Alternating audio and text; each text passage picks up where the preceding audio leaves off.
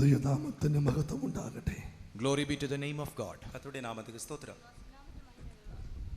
അനുഗ്രഹീതമായ ഒരു കൺവെൻഷനെ ദൈവം നമുക്ക് ഏവർക്കും നൽകിയതിനാൽ ഞാൻ ദൈവത്തെ വീണ്ടും സ്തുതിക്കുന്നു. I again thank God for giving us all a blessed convention once again. ഒരു ആശീർവദിക്കപ്പെട്ട കൺവെൻഷനെ ദേവൻ മറുപടി നമുക്ക് തന്നபடினால் කතරේ ස්තෝත්‍රිකරේ. ආශිර්වාද රැස්වීමලවක් උන්වහන්සේ අපට යලිත් වතාවක් ලබා දුන්නේ උන්වහන්සේට ප්‍රශංසා කරමි. ഇവിടെയുള്ള നടത്തിപ്പുകാരോടും എല്ലാ ശുശ്രൂഷകരോടും എല്ലാ ദൈവജനത്തോടും കൂടെ ഒരുമിച്ച് എനിക്കും ദൈവസന്നിധിയിലായിരിക്കാൻ ലഭിച്ച ഭാഗ്യത്തെ സന്തോഷത്തെ ഓർത്ത് ഞാൻ ദൈവത്തെ സ്തുതിക്കുന്നു. I glorify God thinking about the privilege that the Lord has given me to worship the Lord along with the leaders, the servants of God and the believers of this land. இந்த தேசத்தில் இருக்கிறதான நம்முடைய நடத்திப்புக்காரரோடும் கூட இந்த தேசத்தில் இருக்கிறதான ஊழியக்காரர் விசுவாசிகளோடு கூட சேர்ந்து நம்முடைய தேவனை துதிப்பதற்கு கர்த்தர் எனக்கு கொடுத்ததான கிருபைக்காய் நான் அவரை நன்றியோடு கூட ஸ்தோத்திரிக்கிறேன். එකට සිටින්නවුත් දෙවියන් වහන්සේගේ ප්‍රේමණීය මඟ පෙන්වන්නන් දේව සේවකයන් ඇතුළු සියලු දේව දරුවන් හා සමග උන්වහන්සේට මහිමයට පත් කරන පිණිස මෙලෙස උන්වහන්සේගේ අභිමුඛයේ ප්‍රීති වෙන පිණිස මට දුන අවස්ථාව උදෙසා මා ගුණවන්තව ස්තුතිව කරමි. വാസ്തവമായി പറഞ്ഞാൽ നിങ്ങളോട് കൂടെ അല്പം ദിവസങ്ങൾ ഇവിടെ ചെലവഴിച്ചത് എൻ്റെ ജീവിതത്തിൽ ഒരു പ്രത്യേക അനുഭവമായി തീർന്നിരിക്കുന്നു. If I truly tell you, the short time I spent here along with you was truly a great different unique experience in my life. உண்மையாகவே இந்த இடத்திலே நான் உங்களோடு கூட செலவழித்ததான இந்த நேரத்தை குறித்து கூறுவேனாயிருந்தால் ஒரு புதுமையான ஒரு நேரமாகவே எனக்கு காணப்பட்டது. සැබවින්ම මේ ස්ථානයේ ඔබ හා සමග මා ගත කළ ඔය කෙටි කාලය ගැන මා පවසන්නේ නම් එය සැබවින්ම මා ලැබූ අද්විතීය අත්දැකීමකි. നമ്മുടെ കർത്താവിൻ്റെ വരവ് ഏറ്റവും ആസന്നമായിരിക്കുന്നു. The coming of our Lord is very nigh at hand. நம்முடைய கர்த்தருடைய வருகை அது மிகவும் சமீபமாய் இருக்கிறது. අපගේ ස්වාමී යේසුස් වහන්සේගේම ඊතා සමීපය. നാം ഏവരും അത് വിശ്വസിക്കുകയും അത് നാം പ്രസംഗിക്കുകയും ചെയ്യുന്നു. We all believe that and we preach that. அதை நாம் விசுவாசிக்கிறோம், அதை பிரசங்கிக்கிறோம். අපි ඒ විශ්වාස කරන්නෙමු, අපේ අදහනෙමු. ആകയാൽ ഞാനൊരു കാര്യം തുറന്നു പറയുന്നു. അടുത്ത വർഷം ഇപ്രകാരം നമുക്ക് ഒരുമിച്ച് കൂടി ഒരു കൺവെൻഷൻ നടത്തുവാൻ സാധിക്കുമോ എന്ന് തിട്ടമായി പറയുവാൻ സാധ്യമല്ല. Let me tell you one thing very openly, that we do not know as to if we will be able to hold such a convention next year. அடுத்த வருடம் இந்த இடத்திலே நம்மால் ஒரு கன்வென்ஷனை நடத்த முடியுமோ என்று தெரியாது என்று நான் நினைக்கிறேன். මම විවෘතව ඔබට පවසන්නේ කුමක්ද නම් ලබන වසරේ මේ ආකාර රැස්වීමලවක් අපට පවත්වන්නට හැකියාව ලැබෙයිද කියා මා නොසිතමි. ഞാൻ വിശ്വസിക്കുന്നു അതിനു മുൻപ് നമ്മുടെ പ്രത്യാശയായ ക്രിസ്തു മണവാളനായി വെളിപ്പെടും. I believe that before that our Lord Jesus Christ as a bridegroom he will appear. அதற்கு முன்பதாகவே நம்முடைய மணவாளனாகிய கர்த்தராகிய இயேசு கிறிஸ்து அவர் வெளிப்படுவார் என்று நான் விசுவாசிக்கிறேன். ඊට පෙරතුව අපගේ ස්වාමියෝ යේසුස් ක්‍රිස්තුස් වහන්සේ නම් වූ මනාලයා ප්‍රකාශ වෙන බව මා තරයේම විශ්වාස කරමි. എൻ്റെ വിശ്വാസം പറഞ്ഞാൽ ഞാൻ പ്രഭാതത്തിൽ എഴുന്നേൽക്കുമ്പോൾ ഇന്ന് എൻ്റെ യേശു വരും എന്നുള്ള വിശ്വാസത്തോട് കൂടെ ആകുന്നു ഞാൻ എഴുന്നേൽക്കുന്നത്. If I tell you my faith, when I rise up awake in the morning, I awake with that faith that my Jesus will come today. என்னுடைய விசுவாசம் என்றால் இங்கிருந்து எழும்புகிற பொழுதுதானே இன்று இயேசு வரலாம், இன்று அவர் வருவார் என்பதாக இருக்கிறது. මගේ ප්‍රාර්ථනාව මගේ අදහිල කුමක්ද නම් මේ ස්ථානේ නැගිටින විටම මේ මොහොතේ මේ දවසේ යේසුස් වහන්සේ පැමිණේවි යන්නයි. രാത്രിയിൽ കിടക്കുവാൻ പോകുമ്പോൾ എൻ്റെ യേശു ഇന്ന് രാത്രിയിൽ വരും എന്നുള്ള വിശ്വാസത്തോടെയാകുന്നു ഞാൻ കിടക്കുന്നത്. When at night I go to sleep with the faith that tonight Jesus will come. இரவிலே நான் தூங்க செல்லுகிற பொழுது இன்று இரவு இயேசு வருவார் என்ற விசுவாசத்தோடு நான் தூங்க செல்லுவேன். රෑ යමේ නින්දට යන කල මේ රාත්‍රියේ යේසුස් වහන්සේ පැමිණියේ යන්න පැතුම ඇදහිල්ල සමග මා නින්දට යමි. എന്തിന് ഞാൻ അങ്ങനെ വിശ്വസിക്കുന്നു? Why do I believe like that? ஏன் நான் அவனமாய் මා விசுவாசிக்கிறேன்? එලෙසෙන් එය විශ්වාස කරන්නේ මන්ද?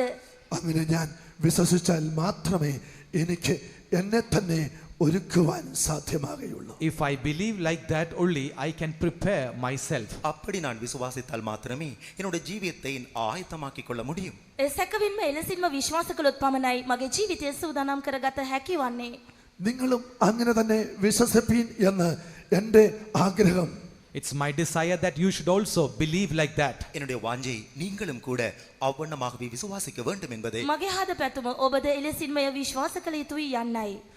എൻ്റെ യേശു സകല വിശുദ്ധന്മാരെയും ചേർക്കുവാൻ വരും എന്നല്ല, എൻ്റെ യേശു എന്നെ ചേർക്കുവാൻ എത്രയും വേഗത്തിൽ വരും എന്ന് വിശ്വസിക്കുന്നവർ ഇപ്പോൾ ആരംഭത്തിൽ തന്നെ ഒരു ഹല്ലേലൂയ ശബ്ദം മുഴക്കണം. It is not that my Jesus will come to gather the saints, it is my Jesus will come to gather me. So such people who believe that in the very beginning, let's shout a hallelujah. என்னுடைய இயேசு பரிசுத்தவான்களை எடுப்பதற்கல்ல, என்னுடைய இயேசு என்னை எடுப்பதற்கே வருகிறார் என்று இந்த காலையில் விசுவாசம் உடையவர்கள் எல்லாரும் ஒரு அல்லேலூயா சொல்லுங்கள் பார்க்கலாம். මාගේ යේසුස් වහන්සේ පැමිණෙන්නේ ශුද්ධත්වයෙන් ගෙන යාම සඳහා පමණක් නෙවෙයි, මාව ගෙන යාම සඳහා උන්වහන්සේ විශ්වාස කරන්නව අය ගෙන යාම සඳහා කියන්නව අය හලෙලුයා කියන්න. Hallelujah hallelujah hallelujah hallelujah. ദൈവത്തിന്റെ മഹത്വം ഉണ്ടാകട്ടെ. Glory be to God. கர்த்தருக்கு ஸ்தோத்திரம். ස්වාමීන් වහන්සේට ස්තුතියවා. വീണ്ടും വെളിപ്പാട് പുസ്തകം 21-ാം അധ്യായം 25-ാം വാക്യം വായിക്കാം. Now let's read Revelation 21st chapter, the 25th verse. வெளிப்படுத்தல் 21ஆம் அதிகாரம் 25ஆம் வசனத்தை வாசிப்போம். එළිදරව් 21-25 වෙනි පදය කියවමු. And the gates of it shall not be shut, and the gates of it shall not be shut at all by day, for there shall be no night there. එහි දොරටු දවාලේ කිසිසේත් වසුරු නොලබන්නේය. මක් නිසාද එහි රාත්‍රියක් නොවන්නේය. அங்கே ராக்காலம் இல்லாதபடியால் அதன் வாசல்கள் பகலில் அடைக்கப்படுவதில்லை. അവിടെ രാത്രി ഇല്ലല്ലോ.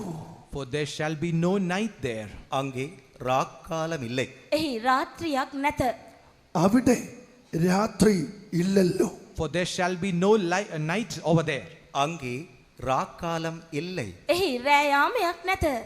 എന്നാൽ ഇവിടെ രാത്രി ഉണ്ട്. But here we have night. ஆனால் இங்கு இரவு உண்டு. එනමුත් මෙහි අපට රාත්‍රියක් ඇත.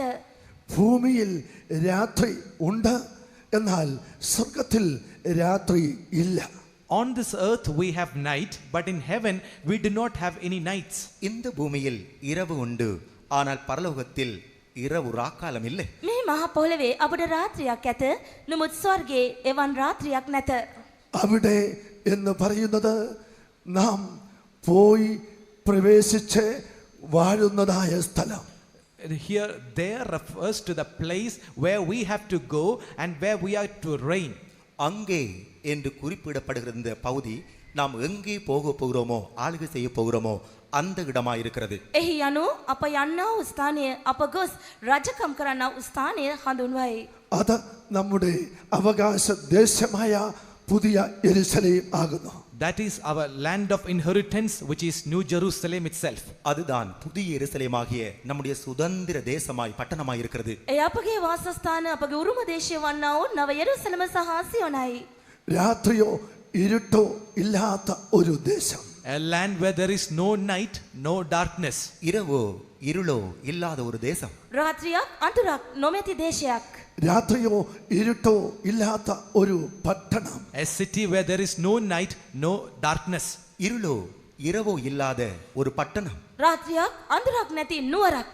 രാത്രിയോ ഇരുട്ടോ ഇല്ലാത്ത ഒരു കെട്ടിടം അഥവാ ഒരു വീട്. A mansion where there is no night or no darkness. இரவோ இருளோ இல்லாத ஒரு மாளிகை, ஒரு வீடு. රාත්‍රියක් අඳුරක් නැති මාලිගාවක ස්ථානයක්. ഇതാകുന്നു നമ്മുടെ പ്രത്യാശ. This is our hope. இதுவே நம்முடைய நம்பிக்கை. මෙයයි අපගේ බලාපොරොත්තුව. എന്തുകൊണ്ട് അവിടെ രാത്രിയോ ഇരുട്ടോ ഇല്ല? Why there is no night or darkness over there? அங்கு ஏன் இரவும் இருளும் இல்லை? රාත්‍රියක් හා අඳුරක් එහි නැතිවන්ට හේතුව කුමක්ද? അതിന്റെ 23-ാം വാക്യം നാം വായിക്കുമ്പോൾ, When we read the 23rd verse of the same chapter, அந்த அதிகாரத்தின் 23ஆம் வசனத்தை வாசிக்கிற එම பொழுது පරිච්ඡේදයේ 23 වෙනි පදය අප කියවද්දී നഗരത്തിൽ പ്രകാശിപ്പാൻ സൂര്യനോ ചന്ദ്രനോ ആവശ്യമില്ല. the city had no need of the sun, neither of the moon to shine in it.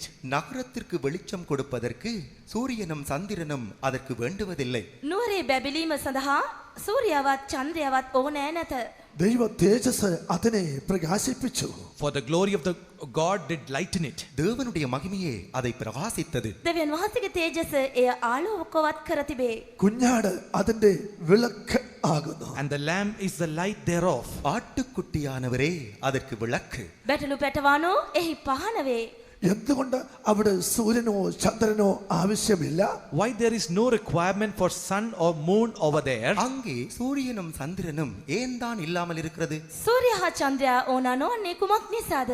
സൂര്യന്റെയോ ചന്ദ്രന്റെയോ നക്ഷത്രങ്ങളുടെ പ്രകാശം അവിടെ വേണ്ടാത്തത് എന്തുകൊണ്ടാകുന്നു? What is the reason why there is no requirement for the light of star or sun or moon over there? அந்த இடத்திலே சூரிய சந்திர நட்சத்திரங்களுடைய வெளிச்சங்கள் தேவையில்லாமல் இருக்க காரணம் என்ன? ආලෝකය දීමට එහි සූර්යා චන්ද්‍රයා තාරකා අවශ්‍ය නොවන්නේ මන්ද? നമ്മുടെ പിതാവാം ദൈവം സൂര്യൻ ആകുന്നു. Our God the Father is the Sun himself. நமது பிதாவாகிய தேவன் சூரியனாய் இருக்கிறார். අපගේ පියු දෙවියන් වහන්සේ සූර්යාව සිටිනවා. നമ്മുടെ കർത്താവായ യേശുക്രിസ്തു മണവാളൻ നീതിயின் സൂര്യനായി അവിടെ ഇരിക്കുന്നു. Our Jesus the bridegroom is seen there as the sun of righteousness. நமது மணவாளனாகிய கர்த்தராகிய இயேசு கிறிஸ்து அவர் நீதியின் சூரியனாய் இருக்கிறார். අපගේ ස්වාමී යේසුස් ක්‍රිස්තුස් වහන්සේ නම් වූ මනාලයා එහි ධර්මිෂ්ඨකමේ සූර්යාව සිටිනවා. മാത്രമല്ല, Not only that, அது மாத்திரமல்ல, එපමණක්ද නොවේ. എന്നെ സന്തോഷിപ്പിക്കുന്നത് അതേ ഒരു പ്രത്യേക കാര്യമാകുന്നു. one thing greatly makes me to rejoice. ஒரு காரியம் அதிகமாய் நாம் களிகூற வேண்டிய ஒரு காரியம். එහි අධික වශයෙන් අප ප්‍රීතිමත් විය යුතු කරුණක්. പിതാവാം ദൈവം പുത്രനാം ദൈവം സാക്ഷാൽ വെളിച്ചമാകുന്നു എന്ന് നമുക്കറിയാം. We know God the Father and God the Son is the true light. அந்த இடத்திலே பிதாவாகிய தேவனும் குமாரனாய் கர்த்தராகிய இயேசு கிறிஸ்துவும் மெய்யான வெளிச்சம் என்று நமக்கு தெரியும். පියු දෙවියන් වහන්සේ පුත්‍ර යේසුස් වහන්සේ එහි සැබෑ ආලෝකයේ බව අප දන්නෙමු. അവിടെ മറ്റു വെളിച്ചത്തിന്റെ ആവശ്യം ഇല്ലാത്തതിന് മറ്റൊരു രഹസ്യം കൂടെയുണ്ട്. There is also one more secret why there is no requirement for any other light over there. அந்த இடத்திலே வேறு எந்த வெளிச்சங்களும் தேவையில்லை என்பதற்கு இன்னும் ஒரு காரியம் இருக்கிறது. වෙනත් ආලෝකයන් එහි අවශ්‍ය නොවන තවත් ගැඹුරු එක රහසක් එහි ඇත. ഈ ഭൂമിയിൽ, ഈ ദുഷ്ടലോകത്തിൽ, ഈ പാപം നിറഞ്ഞ ലോകത്തിൽ സൂര്യനെ പോലെ, ചന്ദ്രനെ പോലെ, നക്ഷത്രങ്ങളെ പോലെ ശോഭിച്ച വിശുദ്ധന്മാർ അവിടെ ദൈവത്തിന്റെ തേജസ്സായി പിതാവിനോടും പുത്രനോടും കൂടെ ഇരിക്കുന്നു. The saints of God who shone as light over here on this wicked world, they are going to shine there in the presence of the Lord or with the glory of God. இந்த பொல்லாங்கும் பாவமும் நிறைந்ததான இந்த உலகத்திலே பரிசுத்தவான்களாய் ஜீவித்தவர்கள் பிதாவோடும் குமாரனாகிய கர்த்தராகிய இயேசு கிறிஸ்துவோடும் கூட அவர்கள் தேவனுடைய ராஜ்யத்திலே வெளிச்சங்களாய் இருப்பார்கள். පාපෙන් පිරුණු මේ ලෝකයේ ශුද්ධවන්තයන් ලෙස ජීවත් වන්නා වූ ශුද්ධවන්තයෝ උන්වහන්සේ හා පියෝ දෙවියන් වහන්සේ හා පුත්‍ර යේසුස් වහන්සේ සමග එහි ආලෝකයන් වශයෙන් ජීවත් වෙනවා ඇත. യേശു പറഞ്ഞു, ഞാൻ ലോകത്തിന്റെ വെളിച്ചമാകുന്നുവെന്ന്. Jesus said, I am the light of the world. இயேசு கூறினார், நானே உலகத்திற்கு ஒளியாய் இருக்கிறேன். මේ ලෝකයේ ආලෝකයේ මම වෙමියයි යේසුස් වහන්සේ කීසේක. യേശു തന്നെ അനുഗമിച്ച ശിഷ്യന്മാരോട് പറഞ്ഞു, നിങ്ങളും എന്റെ വെളിച്ചമാകുന്നു. Unto the disciples who followed him, he said, you are my light. இயேசுவை பின்பற்றின சீஷர்களை பார்த்தும் அவர் கூறுகிறார், நீங்களும் இந்த உலகத்திற்கு வெளிச்சங்களாய் இருக்கிறீர்கள். උන්වහන්සේගේ අනුගාමික ගෝලයන් දෙස බලා යේසුස් වහන්සේ පැවසුවේ නුඹලාත් මේ ලෝකයේ ආලෝකයව සිටින කියයි. പ്രകൃതിയാൽ സ്വഭാവത്താൽ നാം ഓരോരുത്തരും അത് മുൻപേ ഇരുളായിരുന്നു, ഇപ്പോഴോ ക്രിസ്തുവിൽ വെളിച്ചമായി തീർന്നിരിക്കുന്നു. By nature, by our character, earlier we were in darkness, but now through Christ we are in the light. நம்முடைய சுபாவத்திலே முன்பதாக இருளாக இருந்த நாங்கள் இப்பொழுது வெளிச்சமாய் இருக்கிறோம். අපගේ අපි ස්වභාවයෙන්ම අපගේ චරිතයෙන් අප අන්ධකාරයෙන් දකිනු ලැබුවා. දැන් ක්‍රිස්තුස් වහන්සේ කරුණ කොටගෙන අපගේ ජීවිත ආලෝකවත් වී තිබෙනවා.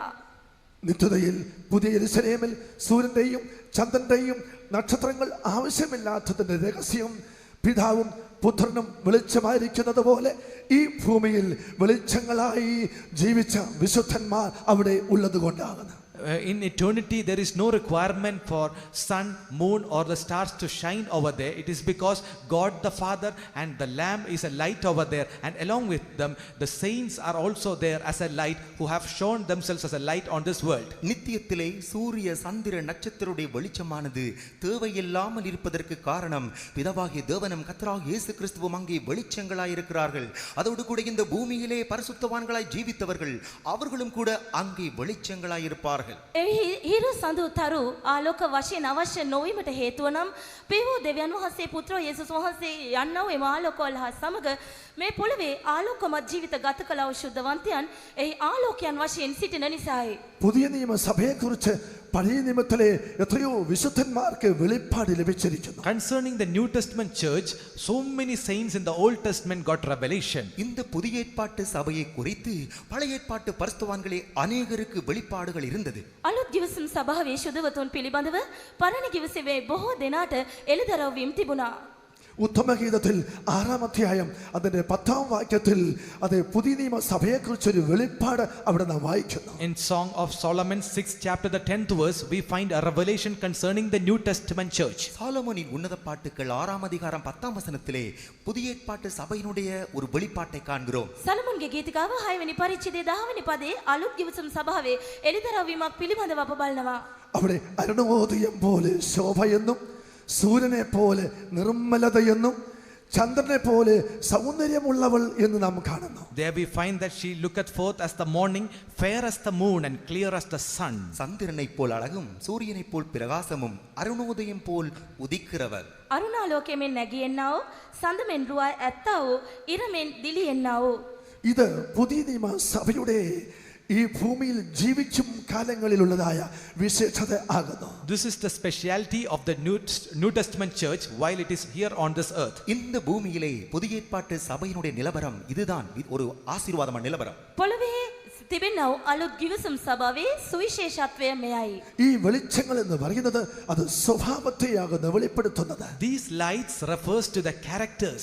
இந்த வெளிச்சங்கள் நம்முடைய சுபாவங்களை குறித்து பேசுகிறது. මෙම ආලෝකයන් අපගේ ස්වභාවයන් පිළිබඳව කතා කරනවා. ഇവിടെ സൂര്യൻ നിർമ്മലതയെ കാണിക്കുന്നു. Here sun shows purity.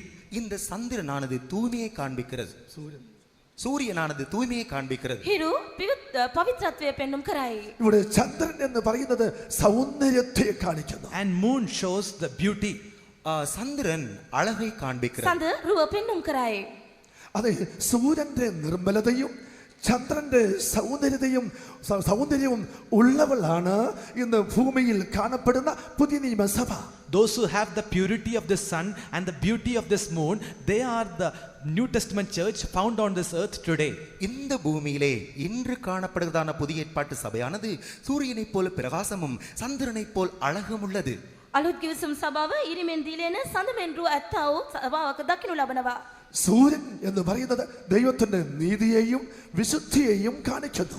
Sun shows the righteousness and the faithfulness of God. சூரியன் என்பது தேவனுடைய நீதியையும் விசுவாசத்தையும் காண்பிக்கிறது. සූර්යා දේව ධර්මිෂ්ඨකම සහ උන්වහන්සේගේ ශුද්ධකම පිළිඹු කරයි. ചന്ദ്രൻ എന്ന് പറയുന്നത് ദൈവ കൃപയെയും അഥവാ സൗന്ദര്യത്തെ അഥവാ ദിവ്യ സ്വഭാവത്തെയും കാണിക്കുന്നു. Moon shows the grace of God, the beauty and the divine characters. சந்திரன் என்பது தேவனுடைய கிருபையும் தெய்வீக குணங்களையும் காண்பிக்கிறது. සඳ කරුණාව සහ රුව වන්නා වූ දිව්‍යමය චරිත ලක්ෂණ පෙන්눔 කරයි. ആകയാൽ പുതിയ യെരൂശലേമിൽ രാത്രി ഇല്ല. Therefore in New Jerusalem there is no night. ஆகவே புதிய எருசலேமில் இரவு இல்லை. මෙනිසා නව යෙරුසලමේ රාත්‍රියක් නැත. അവിടെ ഇരുട്ട് ഒട്ടുമേ ഇല്ല. There is no darkness over there. அங்கே இருள் என்பதே இல்லை. එහි අඳුර යනු කිසිවක්ම නැත. സാക്ഷാൽ വെളിച്ചമായിരിക്കുന്ന ദൈവവും സാക്ഷാൽ വെളിച്ചമായിരിക്കുന്ന യേശുക്രിസ്തുവും അവിടെ വസിക്കുന്നു. God the true light, Jesus the true light are dwelling over there.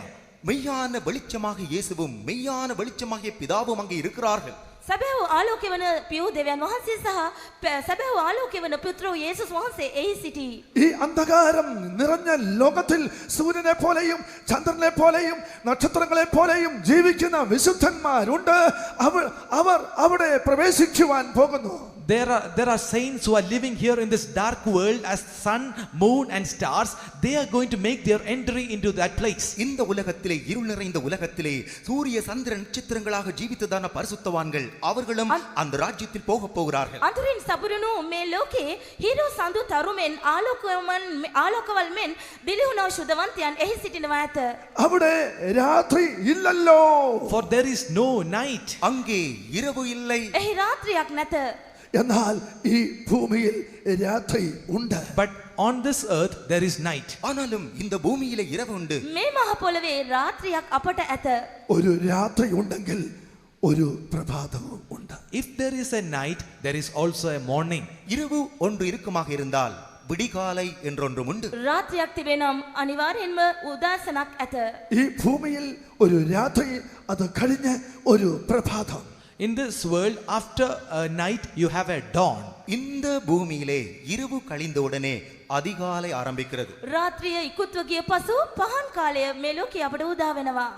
എന്താകുന്നു ഈ രാത്രി എന്ന് പറയുന്നത്? What does this night represent? இந்த இரவு என்பதுதான் என்ன? මේ රාත්‍රිය නම් කුමක්ද?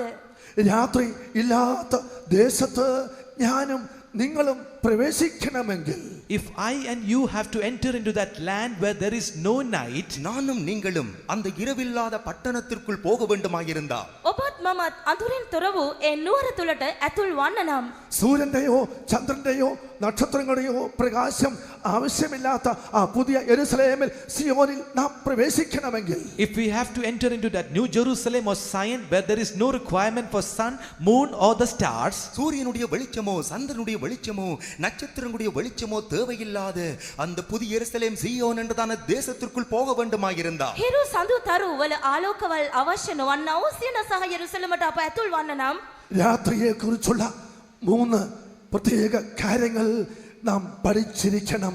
അവർക്ക് മാത്രമേ, അതിൻ പ്രകാരം ജീവിക്കുന്നവർക്ക് മാത്രമേ ഈ രാത്രിയില്ലാത്ത ദേശത്ത് പ്രവേശിക്കുവാൻ കഴിയുകയുള്ളൂ. we should learn 3 important things concerning this night, and only those people who led such a life can enter into this land where there is no night. இந்த இரவை குறித்து இந்த பூமியில் இருக்கிறவர்கள் 3 காரியங்களை கற்றுக்கொள்ள வேண்டும்.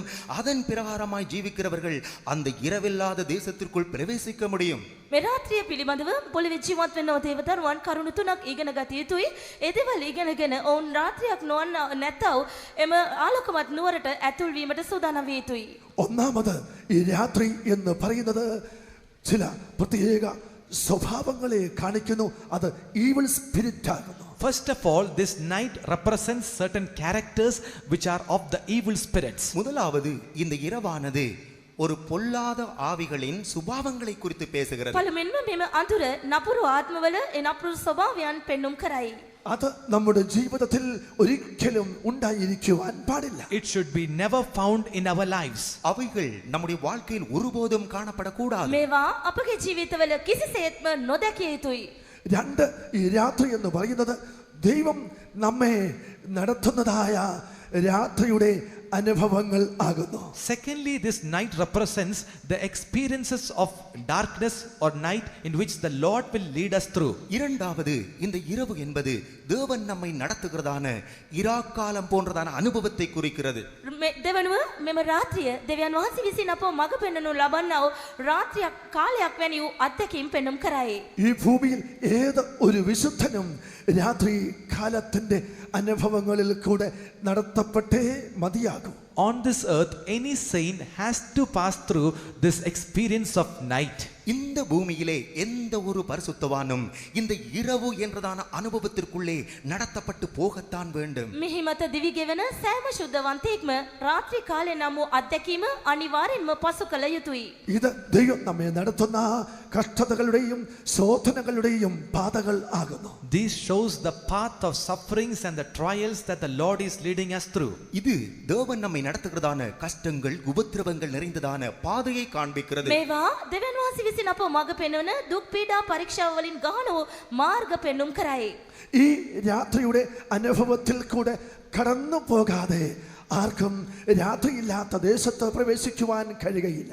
Without going through this experience of night, nobody can make their entry into that land where there is no night. இந்த இரவு என்றதான அனுபவத்துக்கூடாக கடந்து செல்லாத எந்த ஒரு பரிசுத்தவானும் அந்த இரவில்லாத பட்டணத்திற்குள் போக முடியாது. මෙම රාත්‍රී කාලයේ පසු කර නොයන්නා වූ එම මාර්ග පසු කර නොයන්නා වූ කිසිම ශුද්ධවන්තයෙක් කිසිවිටකත් රාත්‍රියක් නැත්තව එම නුවර තුලට ඇතුල් වන්නේ නැත.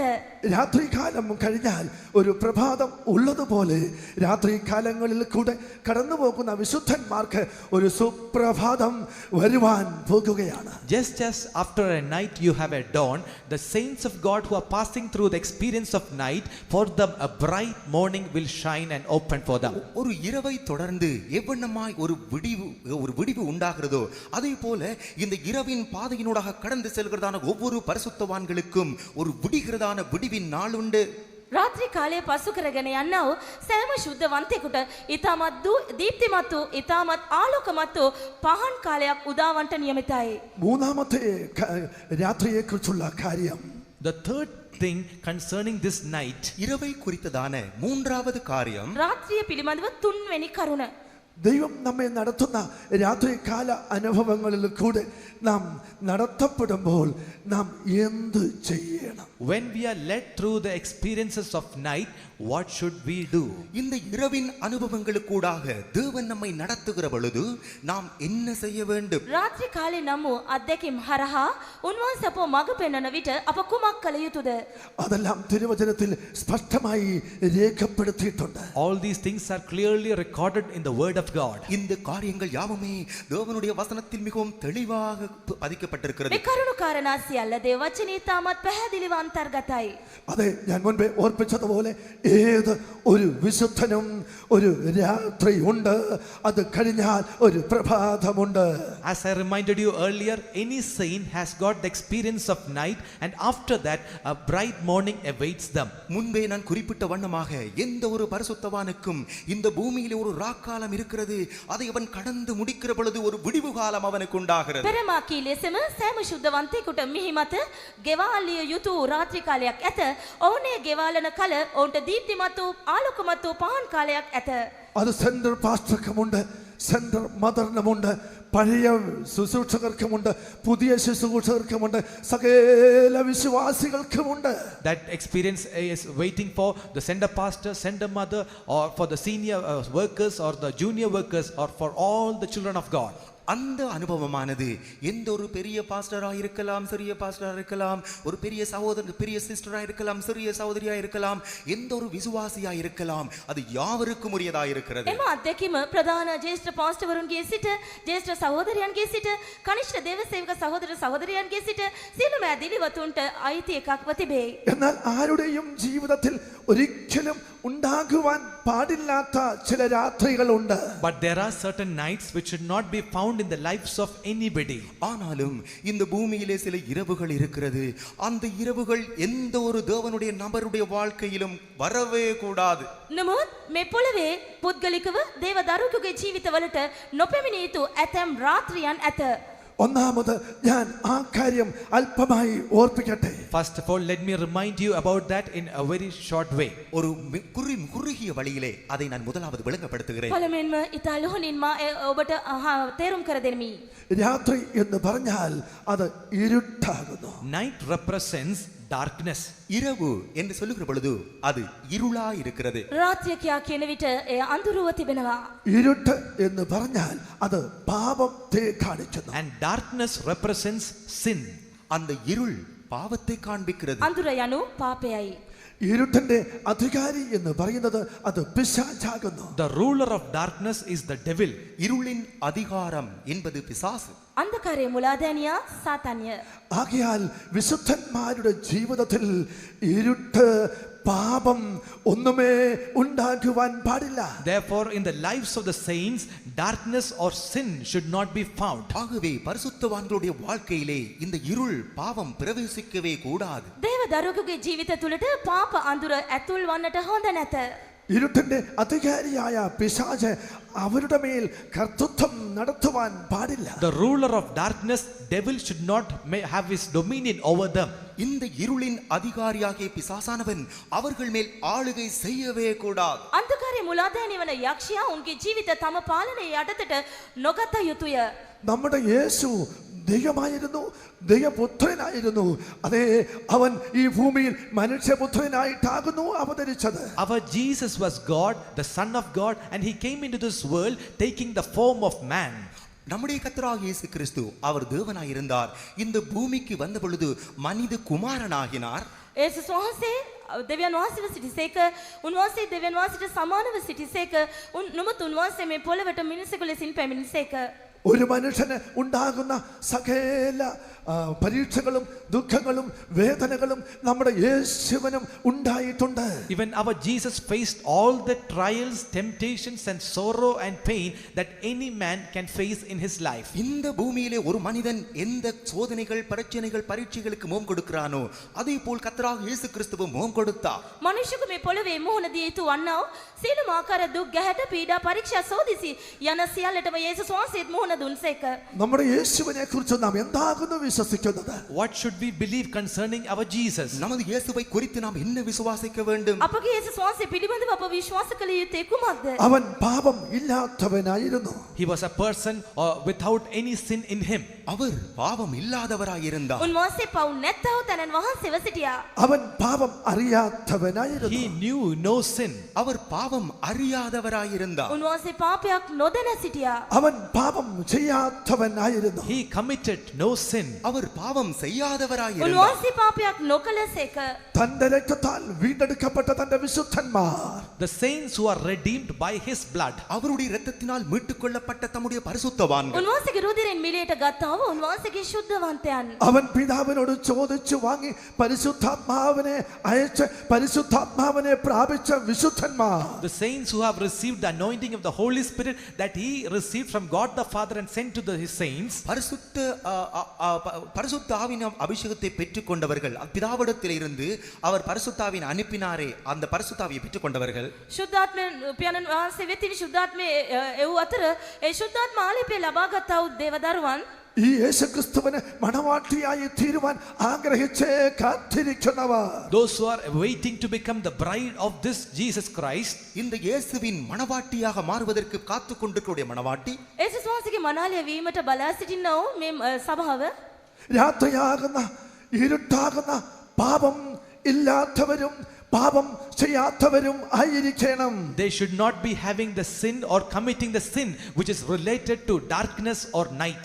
இந்த இரவு இருள் என்பதற்கு சம்பந்தம் இல்லாத ஒரு பாவத்தை செய்யாதவர்களாக, பாவத்தை அறியாதவர்களாக அவர்கள் இருக்க வேண்டும். ඔවුන් අඳුරට මේ අන්ධකාරයට ඉඩ නොතබා පාපයක් නොදන්නා පාපයක් නොකරනා අය වශයෙන් ජීවත් වීමට වග බලා ගත යුතුයි. ഇതാ ഭൂമിയിൽ ഒരു വലിയ അത്ഭുതം നടന്നുകൊണ്ടേ ഇരിക്കുകയാണ്. Behold, a great wonder is occurring in this world. இந்த பூமியிலே ஒரு பெரிய அற்புதம் நடந்து கொண்டிருக்கிறது. විපුලවේ මහත් පුදුමයක් සිදු වෙමින් තිබෙනවා. പാപം നിറഞ്ഞ ലോകത്തിൽ പാപം കൂടാതെ ഒരു കൂട്ടം വിശുദ്ധന്മാർ ജീവിച്ചു കൊണ്ടിരിക്കുന്നു. In a world full of sins, a group of saints are leading a life without any sin. பாவம் நிறைந்ததான இந்த பாவ உலகத்திலே எந்த விதமான ஒரு பாவமை அற்றதான ஒரு பரிசுத்தவான்களின் கூட்டம் உருவாகி கொண்டிருக்கிறது. පාපෙන් සපුරුණු ලෝකේ පවින් තොර වූ ශුද්ධවන්ත කණ්ඩායමක් සෑදෙමින් සිටිනවා. ഈ പാപം നിറഞ്ഞ ലോകത്തിൽ പാപം കൂടാതെ ജീവിക്കുന്ന തന്റെ വിശുദ്ധന്മാർക്ക് വേണ്ടി ഒരു അത്ഭുതം നടക്കുവാൻ പോകുന്നു. A great wonder is going to occur for the saints who are leading a sinless life in this sinful world. இந்த பாவம் நிறைந்த உலகத்திலே பாவம் இல்லாமல் ஜீவிக்கிறதான ஒரு பரிசுத்தவான்களுக்காக ஒரு அற்புதம் நிகழப் போகிறது. පවින් සපුරුණු ලෝකේ පවින් තොරව ජීවත් වෙන ශුද්ධවන්තයන් උදෙසා මේ පොළවේ මහත් පුදුමයක් සිදු වෙනවා. എന്താകുന്നു ആ അത്ഭുതം? What is that wonder? அந்த அற்புதம் என்றால் என்ன? ඒ පුදුමය නම් කුමක්ද? നമ്മുടെ യേശു മധ്യാകാശത്തിൽ തന്റെ വിശുദ്ധ ദൂതന്മാരുമായി ഇറങ്ങി വരുന്നു. Our Jesus is coming soon in the clouds along with his angels. நம்முடைய கர்த்தராகிய இயேசு கிறிஸ்து தம்முடைய தூதர்களோடு கூட தம்முடைய பரிசுத்தவான்களோடு கூட இறங்கி வருவார். අපගේ යේසුස් වහන්සේ වලාකුළු වලින් සුර දූතයන් ආසිය ශුද්ධවන්තයන් හා සමග ප්‍රකාශ වෙනවාගයි. ക്രിസ്തുവിൽ മരിച്ചവർ ഉയർത്തെഴുന്നേൽക്കുന്നു. ക്രിസ്തുവിൽ ജീവനോടെ ഇരിക്കുന്നവർ രൂപാന്തരം പ്രാപിച്ച് അവർ ഒരുമിച്ച് മേഘങ്ങളിലേക്ക് ചേർക്കപ്പെടുന്നു. Those who are dead in Christ, they are being resurrected, and those who are living in Christ, they are being translated and they are being caught up into the clouds along with Jesus. கிறிஸ்துவுக்குள் மரித்தவர்கள் எழுந்திருப்பார்கள், உயிரோடு கிறிஸ்துவுக்குள் ஜீவிக்கிறவர்கள் மறுரூபமாவார்கள். இவனமாய் கர்த்தராகிய இயேசு கிறிஸ்துவோடு கூட எடுத்துக் கொள்ளப்படுவார்கள். ක්‍රිස්තුස් වහන්සේ තුල මලාව අය පළමු කොට නැගිටින්නෝය. උන්වහන්සේ තුල ජීවත් විතිරිව සිටින්නව අය අන්වෙසක් කරනු ලැබ මෙලෙසින් ඔසවා ගනු ලබනවා ඇත. എന്നാൽ അന്ന് പറന്നു പറന്നു പോകുന്നവർ ആരാകുന്നു? But who will fly along with Jesus? ஆனாலும் அந்த நாளிலே இயேசுவோடு கூட பறந்து போக போகிறவர்கள் யார்? නමුත් ඒ දවසේදී යේසුස් වහන්සේ සමග පියාසර කර ඉගිලී යන්නේ කවුරුන්ද? ചിന്തയിലോ വാക്കുകളിലോ പ്രവൃത്തികളിലോ യാതൊരു പാപവും ഇല്ലാതെ ജീവിക്കുന്ന വിശുദ്ധന്മാർ. The saints who have no sin in their thoughts, words or deeds, such people will fly. சிந்தையிலோ வார்த்தையிலோ கிரியைகளிலோ எந்த விதமான பாவத்தையும் செய்யாத பரிசுத்தவான்கள் பறந்து போவார்கள். සිතවිලි වල වචන වල ක්‍රියාවල කිසිදු ආකාර පාපයක් නොමැත්තා වූ ශුද්ධවන්තයන් ඒ දවසේදී ඉගිලී යනු ඇත. രാത്രി ഇല്ലാത്ത ദേശത്ത് നാം ചെല്ലുവാൻ പോകുന്നു. We are going to go to that land where there is no night. இரவில்லாத ஒரு தேசத்திற்கு நாங்கள் போக போகிறோம். අඳුරක් නැති දේශයක් කරා අප යන්නට යනවා. ആകയാൽ രാത്രിയാകുന്ന ഇരുട്ടാകുന്ന പാപം നമ്മുടെ ജീവിതത്തിൽ ഉണ്ടാകാതെ നാം സൂക്ഷിക്കണം. Therefore, we should be very careful that we should not have any sin which is related to this darkness or night. ஆகவே இரவு இருள் என்பதோடு தொடர்புடையதான ஏதாவது ஒரு பாவம் நமது வாழ்க்கையிலே இருக்கிறதா என்பதை நாம் சோதித்து பார்க்க வேண்டும். අන්ධකාරය හා සම්බන්ධයක් ඇති මේ පාපය අපගේ ජීවිතවල තිබේද කියා අපි ඉතාමත් සුපරීක්ෂාකාරී විය යුතුයි. അടുത്തത് നമ്മുടെ ജീവിതത്തിൽ കാണപ്പെടുവാൻ പാടില്ലാത്ത മറ്റൊരു രാത്രി. There is one more night which should not be found in our lives. நமது வாழ்க்கையில் காணக்கூடாத வரக்கூடாத இன்னும் ஒரு இரவு இருக்கிறது. අපගේ ජීවිතය තුළ දකිනු නොලැබිය යුතු තවත් එක්තරා අඳුරක් ඇත. അത് പക എന്ന സ്വഭാവമാകുന്നു. That is the character of hatred. அது பகை என்றதான சுபாவமாக இருக்கிறது. එය වෛරය නැමැති වූ සතුරුකම නැමැති වූ ස්වභාවයයි. ഇതെന്നെ വളരെ അധികം ചിന്തിപ്പിച്ച ഒരു കാര്യമാകുന്നു. It caused me to think a lot. இது அநேகத்தை சிந்திக்க வைக்கிற ஒரு காரியம். මෙම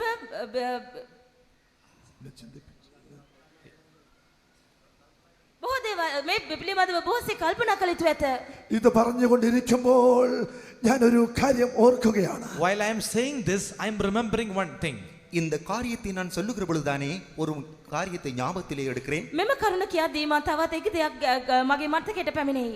നമ്മുടെ ഒരു പാസ്റ്റർ ആരാണെന്ന് ഞാൻ ഓർക്കുന്നില്ല. ഒരിക്കൽ ഇപ്രകാരം പ്രസംഗിച്ചത് ഞാൻ കേട്ടു. I don't remember the pastor who preached, but a pastor preached like this. ஒரு பாஸ்டர் இவ்வண்ணமாக பிரசங்கம் பண்ணினார். அவர் யாருன்னு எனக்கு தெரியாது. එක්තරා පාස්ටර් කෙනෙක් පාස්ටර්තුමෙක් මෙලෙස දේශනා කර තිබෙනවා. ඔව් කවුද කියා මා නොදනිමි. സിയോനിൽ ഇരുട്ട് ഇല്ല എന്താണ് കാരണം എന്ന് താൻ അവിടെ ഇരിക്കുന്ന ശിശുകുട്ടനോട് ചോദിച്ചു. Unto the servants of God seated over there, he asked a question, why there is no darkness in Zion? அந்த இடத்திலே இருந்ததான ஊழியர்களிடத்திலே அந்த பாஸ்டர் கேட்டதான காரியம், சியோனில் ஏன் இருள் இல்லை? එහි වාඩි වී සිටි දේව සේවකයන්ගෙන් පාස්ටර්තුමා නැගූ ප්‍රශ්නේ නම් සියෝනේ අන්ධකාරයක් නැත්තේ ඇයිද කියයි. അതേ പലരും പല കാര്യങ്ങൾ പറഞ്ഞു. അതൊന്നും ആ പാസ്റ്റർക്ക് സ്വീകാര്യമായില്ല. Many gave different responses, but the pastor was not willing to accept it. அநேக பதில்களை கொடுத்தார்கள். பாஸ்டர் அதை ஏற்றுக்கொள்ளவில்லை. විවිධ අය විවිධ මත ඉදිරිපත් කළත් පාස්ටර්තුමා එය පිළිගත්තේ නැත. എന്നാൽ തനിക്ക് ലഭിച്ച വെളിപ്പാടിൽ താൻ ഇപ്രകാരം പറഞ്ഞു. But according to the revelation that he received, he said like this. ஆனாலும் அவர் பெற்றுக்கொண்டதான வெளிப்பாட்டுக்கு அமைய இவ்வண்ணம் கூறினார். ඔහු ලැබුවෙලි තරව මෙලෙස ඔහු පැවසුවා. അത് എൻ്റെ ഹൃദയത്തിൽ ഇപ്പോഴും പതിഞ്ഞിരിക്കുകയാണ്. And that is imprinted deep in my heart even now. அது என்னுடைய இதயத்திலே இன்றும் பதிந்ததா இருக்கிறது. අදටත් එය මගේ සිතට තදින් කාවැදී තිබෙනවා. സിയോനിൽ പകയുള്ളവർ ആരും ഇല്ല എന്ന്. In Zion, there is nobody who has got hatred. சியோனில் பகையுள்ளவன் ஒருவனும் இல்லை. සියෝනේ සතුරුකම ඇත්තව කිසිම කෙනෙක් නැත. എന്നിട്ട് താനൊരു വേദഭാഗം വായിപ്പിച്ചു. Then he made us to read one verse. அப்பொழுது ஒரு வசனத்தை வாசித்தார். එකල එක පදයක් කියවනු ලැබුවා. 1 യോഹന്നാൻ 2:9-11 വാക്യം വായിച്ചാട്ടെ. 1 John 2nd chapter, the 9th and the 11th verse. முதலாம் யோவான் 2ஆம் அதிகாரம் 9ஆம் 11ஆம் வசனங்கள். පළවෙනි යොහාන් දෙවැනි පරිච්ඡේදයේ 9වෙනි සහ 11වෙනි පද. He that saith he is in the light and hateth his brother is in darkness even until now. But he that hateth his brother is in darkness and walketh in darkness and knoweth not whither he goeth, because that darkness hath blinded his eyes. ආලෝකයේ පවතිමි කියමින් තමාගේ සහෝදරයට වෛර වෙන්න මේතා කඳුරේ සිටි. තමාගේ සහෝදරයට ප්‍රේමවන්නා ආලෝකයේ පවතී. පැකිලීමට කාරණයක් ද ඔහු තුල නැත. නමුත් තමාගේ සහෝදරයට වෛර වෙන්න අන්ධකාරයේ සිටි. අන්ධකාරයේ හැසිරෙයි. අන්ධකාරය ඔහුගේ ඇස් අන්ධ කළ නිසා තමා කොතනට යන්නේ දැයි ඔහු නොදනී. ஒளியிலே இருக்கிறேன் என்று சொல்லியும் தன் சகோதரனை பாய்க்கிறவன் இதுவரைக்கும் இருளிலே இருக்கிறான். தன் சகோதரனை பாய்க்கிறவன் இருளிலே இருந்து இருளிலே நடக்கிறான். இருளானது அவன் கண்களை குருடாக்கினபடியால் தான் போகும் இடம் இன்னதென்று அறியாதிருக்கிறான். എല്ലാ ദൈവജനവും ഇത് അറിഞ്ഞിരിക്കട്ടെ. All people of God should know this. எல்லா தேவனுடைய ஜனங்களும் இந்த வசனத்தை அறிந்திருப்பார்களாக. සියලුම දෙවන් වාසිකේ දරුවන් මේ පදය දැනගෙන සිටිවා. പരിശുദ്ധാത്മാവിനെ പ്രാപിച്ചവരും പ്രാർത്ഥിക്കുന്നവരും ഉപവസിക്കുന്നവരും ആത്മാവിൽ ആരാധിക്കുന്നവരും എല്ലാമാകുന്നു നാം. We are all people who have received the anointing of the Holy Spirit. We fast, we pray, and we are worshipping the Lord in the Spirit. நாம் பரிசுத்தாவின் அபிஷேகத்தை பெற்றுக்கொண்ட நம்முடைய ஜனங்கள் யாவரும் கர்த்தரிடத்திலே ஜெபிக்கிறோம், அவரை துதிக்கிறோம், அவரை ආරාධිக்கிறோம். ශුද්ධාත්මය ලැබූ දෙවියන් වහන්සේගේ දරුවන් වන අප සියලු දෙනා උන්වහන්සේට යාඥා කරනවා, උන්වහන්සේට නමස්කාර කර ප්‍රශංසා කරනවා. ദൈവത്തിന്റെ വേലയെ സ്നേഹിക്കുകയും ദൈവത്തിന്റെ വേലയ്ക്ക് വേണ്ടി പ്രവർത്തിക്കുകയും രാവും പകലും അധ്വാനിക്കുന്നവരുമായിരിക്കാം. You may love the ministry of the Lord. You may be laboring for the ministry of the Lord day and night. நீங்கள் இரவு பகலாக தேவனுடைய ஊழியர்களை நேசிக்கலாம், அவருடைய ஊழியத்தை நேசிக்கலாம், ஊழியம் செய்யலாம். දෙවියන් ඔබ දෙවියන් වහන්සේගේ සේවයට ඔබ ප්‍රේම කරනවා විය හැකි. ප්‍රයාසපடலாம். රෑ දවල් උන්වහන්සේගේ සේවය උදෙසා ඔබ වීරිය කරනවා විය හැකි. ശുശ്രൂഷകരായ ഞങ്ങളും ഞങ്ങൾക്കുള്ള എല്ലാവരെയും വിട്ട് എല്ലാറ്റിനെയും വിട്ട് അത് മുഴുവൻ സമയവും കർത്താവിന്റെ ശുശ്രൂഷയിൽ മാത്രമായിരിക്കുന്നവരാണ്.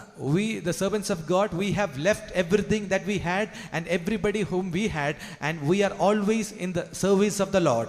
நாங்கள் எங்களுக்கு இருந்ததான எல்லாவற்றையும் ஊழியர்களாக நாங்கள் விட்டும் வெறுத்தும் வந்திருக்கிறோம் கர்த்தருக்கு ஊழியம் செய்யும்படி. දේව සේවකයන් වන අපට සිටි සියලු දෙනාත් අපට තිබුණා සියල්ලත් අතහැර පැමිණ සිටිනවා උන්වහන්සේට සේවය කිරීම සඳහා. മറ്റാരെയും വിധിക്കുവാൻ എനിക്ക് അവകാശമില്ല. ഞാൻ എന്നെ തന്നെ വിധിക്കട്ടെ. I have no right to judge anybody else. Let me judge myself. எந்த ஒருவரையும் நியாயம் தீர்க்காதிருப்பேனாக, என்னை நானே நியாயம் தீர்க்கிறேன். කිසි කෙනෙක්ව මා විනිශ්චය නොකරමි, මා මාවම මෙලෙසින් විනිශ්චය කරගනිමි. ഞാൻ പ്രസംഗിക്കുന്നു, ശുശ്രൂഷ ചെയ്യുന്നു, കർത്താവിന്റെ വേലയിൽ അധ്വാനിക്കുന്നു. I preach, I do the ministry, and I labor in the work of God. நான் பிரசங்கிக்கிறேன், ஊழியம் செய்கிறேன், கர்த்தருடைய சேவையில் வேலை செய்கிறேன். මා දෙවියන් වහන්සේගේ සේවය කරමි, මා දේශනා කරමි, මා උන්වහන්සේගේ රෑ දවල් සේවය උදෙසා වීරිය කරමි. 10 ശുശ്രൂഷകരെ ഞാൻ വളരെ അധികമായി സ്നേഹിക്കുകയും 11ാമത് ഒരു ശുശ്രൂഷകനെ ഞാൻ പകയ്ക്കുകയും ചെയ്യുന്നുവെങ്കിൽ ഞാൻ സിയോനിൽ പോകുവാൻ യോഗ്യനായി തീരുകയില്ല. ഞാൻ ഇരുട്ടിലിരിക്കുകയാണ്. If I love 10 servants of God, and if I cannot love the 11th servant of God, and if I hate him, I am not worthy to go to Zion, but I am in darkness. நாம் 10 ஊழியக்காரர்களை நேசித்து 11வது ஊழியக்காரனை என்னால் நேசிக்க கூடாமல் இருந்தால் நான் சியோனுக்கு நான் பகைத்தால் நான் சியோனுக்கு போக முடியாது. දේව සේවකයන් 10 දෙනෙකුට ප්‍රේම කොට 11 වෙනි දේව සේවකයාට මම වෛර කරන්නේ නම් මාහට සියලුට යන්න නොහැකි, මා අඳුරේ පවතිනවා. நான் இருளிலே இருப்பேன். എനിക്ക് 99 ശുശ്രൂഷകരോടും സകല വിശ്വാസികളോടും സ്നേഹവും ആദരവുമാണ്. എനിക്ക് ഒരേ ഒരാളോട് മാത്രം ഹൃദയത്തിൽ പകയുണ്ട് എന്നിരിക്കട്ടെ. Just imagine that I have respect and love for 99 servants of God and all the people of God, but for just one person I have hatred towards that person. எனக்கு 99% எல்லா தேவனுடைய ஊழியர்களோடும் பரிசுத்தவான்களோடும் அன்பு இருக்கிறது, ஆனாலும் ஒருவன் மேலே பகை இருக்கிறது என்று வைத்துக் கொள்வோம். 99 දෙනෙක් දේව සේවකයන් ශුද්ධවන්තයන් දේව සේවකයන් ඇදිලිව තුන් සියලු දෙනා කෙරෙහිම ප්‍රේමය හා ගෞරවය මට තිබෙනවා. එසේ නමුත් එක්කෙනෙක් කෙරෙහි මා වෛර කරනවා යයි සිතමු. പരിശുദ്ധാത്മാവ് പറയുന്നു, സണ്ണി ഇത്ര വർഷമായി ശുശ്രൂഷ ചെയ്യുന്നു, എന്നാൽ അവൻ ഇരുട്ടിൽ ഇരിക്കുകയും ഇരുട്ടിൽ നടക്കുകയും ചെയ്യുന്നു. The Holy Spirit will say, you are doing the ministry for all these years, but you are walking in light and you are seated in you are walking in darkness and you are seated in darkness. ஆனாலும் பரிசுத்த ஆவியானவர் சொல்லுவார், சனி இவ்வளவு காலமாக நீ இந்த ஊழியத்தை செய்து வருகிறாய், ஆனால் நீ இன்னும் இருளிலே இருக்கிறாய், இருளிலே நீ நடக்கிறாய். නමුත් ශුද්ධාත්මයන් වහන්සේ මා දෙස බලා මගේ නම කියා කතා කරමින් පවසන්නේ කුමක්ද නම් ඔබ මෙපමණ වසර ගණනාවක් සේවය කළ නමුත් ඔබ ජීවත් වන්නේ අඳුරේ, ඔබ පවතින්නේ සිටින්නේ අඳුර තුලයි කියා. സഹോദരനെ സ്നേഹിക്കുന്നവൻ ദൈവത്തെ സ്നേഹിക്കുന്നു.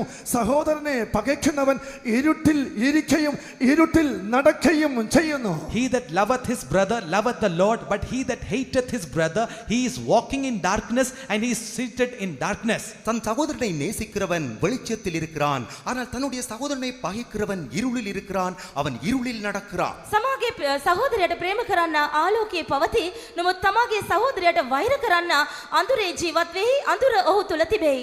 രാത്രിയുടെ ഈ അനുഭവത്തിൽ ഇരുട്ടിന്റെ ഈ സ്വഭാവത്തിൽ ഇരിക്കുന്ന ഏതെങ്കിലും ഒരു വ്യക്തിയെങ്കിലും ഇവിടെ ഇരിക്കുന്നുണ്ടോ? Is there any person seated over here having this experience of night or this evil nature of this darkness? இந்த இரவு இருள் என்றதான பகை என்றதான அனுபவத்தோடு கூட இங்கு யாராவது ஒரு தேவனுடைய பிள்ளை பரிசுத்தவான் இருக்கிறீர்களா? මේ රාත්‍රිය තුල ජීවත් වෙන නැතිනම් මේ අන්ධකාර ස්වභාවයේ අධ්‍යක්ෂ ඇති දේවදරුවෙකු මෙම ස්ථානයේ අසුන්ගෙන සිටිනවාද? പ്രിയ ശുശ്രൂഷകരെ, പ്രിയ വിശ്വാസികളെ, എനിക്ക് എന്റെ വിശ്വാസം നിങ്ങളിൽ ആർക്കും അത് ഇല്ല എന്നുള്ളതാണ്. Beloved servants of God and believers, I believe that none of you have this. அன்பான ஊழியர்களே, விசுவாசிகளே, உங்களில் ஒருவரிலும் இது இல்லை என்று நான் விசுவாசிக்கிறேன். දේවදරුවනි, දේව සේවකයනි, නුඹගේ කිසි කෙනෙකුට මෙවන් ස්වභාවයක් නැතයි විශ්වාස කරමි. എന്നാൽ ഞാൻ അറിയാതെ ഈ ഒരു സ്വഭാവം ആർക്കെങ്കിലും ഏതെങ്കിലും ശുശ്രൂഷകർക്ക് ഉണ്ടെങ്കിൽ, ഏതെങ്കിലും വിശ്വാസികൾക്ക് ഉണ്ടെങ്കിൽ, ദൈവത്തിന്റെ പരിശുദ്ധാത്മാവിൽ ഞാൻ പറയുന്നു, ഇന്ന് ഈ നിമിഷം നിന്റെ ഹൃദയത്തിൽ നിന്ന് ആ പക പൂർണ്ണമായി വിട്ടുകളക. But if at all any servant of God or believers have got this hatred in the spirit of God, I admonish you that today in the name of the Lord, you completely remove this hatred from your life. யாராவது ஒரு ஊழியக்காரருடைய வாழ்க்கையிலே அல்லது ஒரு விசுவாசியுடைய வாழ்க்கையிலே இந்த பகை என்றதான ஒரு காரியம் இருக்குமாக இருந்தால், பரிசுத்த ஆவியானவருடைய நடத்திப்போடு கூடுகிறேன், அதை இன்றே நீங்கள் அகற்றி போடுங்கள், இப்பொழுதே அகற்றி விடுங்கள். දේව සේවකයෙකුට හෝ ඇදිලිවන්තයෙකුට මෙම අන්ධකාරයේ අධ්‍යක්ෂකම තිබේ නම්, මෙම වෛරී ස්වභාවය තිබේ නම්, ශුද්ධාත්මයන් වහන්සේගේ මඟ පෙන්වීම යටතේ මම ඔබට පවසන්නේ මෙම තත්ත්වය අද දවසේම මේ මොහොතේම ඔබගේ ජීවිතෙන් ඉවත් කර දමන්න කියයි. ആരോടും പക ഇല്ലാത്തവനായി, ആരോടും പക ഇല്ലാത്തവളായി നീ മടങ്ങി നിന്റെ ഭവനത്തിലേക്ക് പോക. You return to your house as a person without hatred towards anybody else. எந்த மனிதனுக்கும் விரோதமான ஒரு பகையை மற்றவனாக நீ உன் வீட்டுக்கு கடந்து போகிற பொழுது அவ்வண்ணமாய் நீ போவாயாக. කිසිම මිනිසෙක් කෙරෙහි වෛරයක් නොමැතිව ඔබගේ නිවසට බැහැරව යන විට ඔබ යන්න. എനിക്ക് വായിക്കുവാൻ ഭയമാണ്. അതെ, വീണ്ടും ഒരു വചനമുണ്ട്, 1 യോഹന്നാൻ 4:15 അതും കൂടെ വായിച്ചാട്ടെ. Just read 1 John 4th chapter the 15th verse. முதலாம் யோவான் 4ஆம் அதிகாரம் 15ஆம் வசனம், அதை வாசிப்போம். පළවෙනි Yohan 4:15 කියවමු. Whosoever shall confess that Jesus is the Son of God, God dwelleth in him and he in God. යේසුස් වහන්සේ දෙවියන් වහන්සේගේ පුත්‍රයන් වන බව යමෙක් හේතු ගන්නේද? දෙවියන් වහන්සේ ඔහු තුලත්, ඔහු දෙවියන් වහන්සේ තුලත් ඇත්තේය. இயேசுவானவர் தேவனுடைய குமாரன் என்று அறிக்கை பண்ணுகிறவன் எவனோ அவனில் தேவன் நிலைத்திருக்கிறார், அவனும் தேவனில் நிலைத்திருக்கிறான். 4:20. 1 John 4th chapter the 20th verse. 4:20 වෙනි පදය. If a man say I love, 4ஆம் அதிகாரம் 20ஆம் வசனம். if a man say I love God and hateth his brother, he is a liar. For he that loveth not his brother whom he hath seen, how can he love God whom he hath not seen? දෙවියන් වහන්සේට ප්‍රේම කරමි කියා තමාගේ සහෝදරය වෛර කරේ නම් ඔහු බොරුකාරයෙක්ය. ഇതാണ് എനിക്ക് വായിക്കുവാൻ, വായിപ്പിക്കുവാൻ പോലും ഭയമാകുന്നത്. This verse I am afraid to read or even make others read it. இந்த வசனத்தை நான் வாசிக்க பயப்படுகிறேன், மற்றவர்கள் வாசிப்பதிலும் பயமாயிருக்கிறது. මේ පදේ කියවන්න මා බිය වෙමි යන්නයි කියන විටද මා තැතිගමි. മലയാളത്തിൽ വായിക്കുന്നത്, സഹോദരനെ പകയ്ക്കുന്നവൻ സഹോദരിയെ പകയ്ക്കുന്നവൾ കുലപാതകനാകുന്നു, കുലപാതകി ആകുന്നു എന്നാണ്. In Malayalam we find that those who hate his brother, those who hate her sister, they are a murderer. மலையாளத்தில் இது எழுதப்பட்டிருக்கிறது, தன் சகோதரனை பகைக்கிறவன், தன் சகோதரியை பகைக்கிறவன், அவன் ஒரு கொலைகாரன். මලයාලම් බසින් මෙලෙස තිබෙනවා, තමාගේ සහෝදරයට වෛර කරන කවරෙක් නමුත් මිනි මරන්නෙක් කියා. கொலைபாதகன். വിശുദ്ധന്മാരുടെ ഗണത്തിൽ കുലപാതകന്മാർ ഉണ്ടായിരിക്കരുത്. Among the saints there should not be any murderer. பரிசுத்தவான்கள் மத்தியிலே ஒரு கொலைபாதகன் இருக்கக்கூடாது. ශුද්ධවන්තයන් අතර මිනි මරුවෙක් නොසිටිය යුතුයි. ആകയാൽ ദൈവത്തിന്റെ വചനം പറയുന്നു, രാത്രി ഇല്ലാത്ത ദേശത്ത് ചെല്ലണമെങ്കിൽ, Therefore the word of God says that if you have to enter into that land where there is no night, ஆகவே கர்த்தருடைய வசனமானது இருளற்றதான ஒரு தேசத்திற்கு நீ போக வேண்டுமாயிருந்தா, දෙවියන් වහන්සේගේ වචනයට අනුව රාත්‍රියක් නොමැති නුවර තුලට ඔබ ඇතුල් වන්න නම් രാത്രിയാകുന്ന ഇരുട്ടാകുന്ന പക പൂർണ്ണമായി നീക്കിക്കളവി. we have to totally remove or cast away this hatred which is a night or darkness. இந்த பகையாக இரவு அல்லது இருளை உன் வாழ்க்கையிலிருந்து நீ பகை- அகற்றத்தான் வேண்டும். වෛරය නම් වූ මේ අඳුර අන්ධකාරය රාත්‍රිය ඔබගේ ජීවිතයෙන් සහ මුලින්ම ඉවත් කරන්න. ഈ പക എന്ന് പറഞ്ഞാൽ അതിന്റെ അർത്ഥം എന്താണ്? What is the meaning of this hatred? இந்த பகை என்பதற்குரிய அர்த்தம் என்ன? මේ වෛරය නම් ඒ අර්ථය කුමක්ද? വെറുപ്പും കോപവും പിണക്കവും എല്ലാം ചേർന്ന ഒരു സ്വഭാവമാകുന്നു ഈ പക. This hatred is comprising of hatred and anger and வெறுப்பு, கோபம், வாக்குவாதம் இவைகள் யாவும் சேர்ந்ததே பகை. වෛරය කියන්නේ ද්වේෂය, කෝපය, අමනාපය මේ යන සියලු දේම එකට මිශ්‍ර වූ ස්වභාවයකි.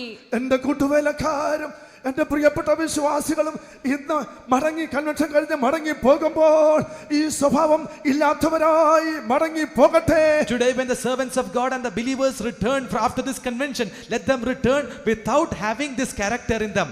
என்னுடைய சக ஊழியர்களும் இந்த என்னுடைய பிள்ளைகளாகிய விசுவாசிகளும் தங்களுடைய இடங்களுக்கு திரும்பி போகிற பொழுது இந்த சுபாவமற்றவர்களாய் போவார்களாக. දෙවසේක නැදිලිවන්තන ඔබ සියලු දෙනාම බිම රැසිමලව අවසන් කර ඔබගේ නිවෙස් වලට යන කල මේම ස්වභාවයේ නැත්තවයි වශයෙන් යා යුතුය. എപ്പോഴും പ്രകാശിച്ചുകൊണ്ടിരിക്കുന്നതായ സൗന്ദര്യത്തിന്റെ പൂർണ്ണതയായ സിയോനിൽ, In that Zion where the perfection of beauty or the ever shining Zion, பூரண வடிவுள்ள சீயோன் அது எப்பொழுதும் பிரகாசித்துக் கொண்டிருக்கிறது. අලංකාරයෙන් පූර්ණත්වයේ සියන සම විටම බැබලෙමින් තිබෙනවා. സൂര്യനും ചന്ദ്രനും പ്രകാശിപ്പാൻ ആവശ്യമില്ലാത്ത പുതിയ യെരുശലേമിൽ, in that New Jerusalem where there is no requirement for sun or moon to shine, சூரிய வெளிச்சமும் சந்திர வெளிச்சமும் தேவையற்றதான அந்த புதிய எருசலேம் நகரத்தில் හිරු සඳු ආලෝක අවශ්‍ය නැති නව යෙරුසලමේ പകയാകുന്ന ഈ രാത്രി ഇല്ലാത്തവർ മാത്രമാകുന്നു അവിടെ പ്രവേശിക്കുന്നത്. only those who do not have this hatred, this experience of night, they will only enter there. இந்த பகை என்றதான இருள் அற்றதான அனுபவமுடையவர்கள் மாத்திரமே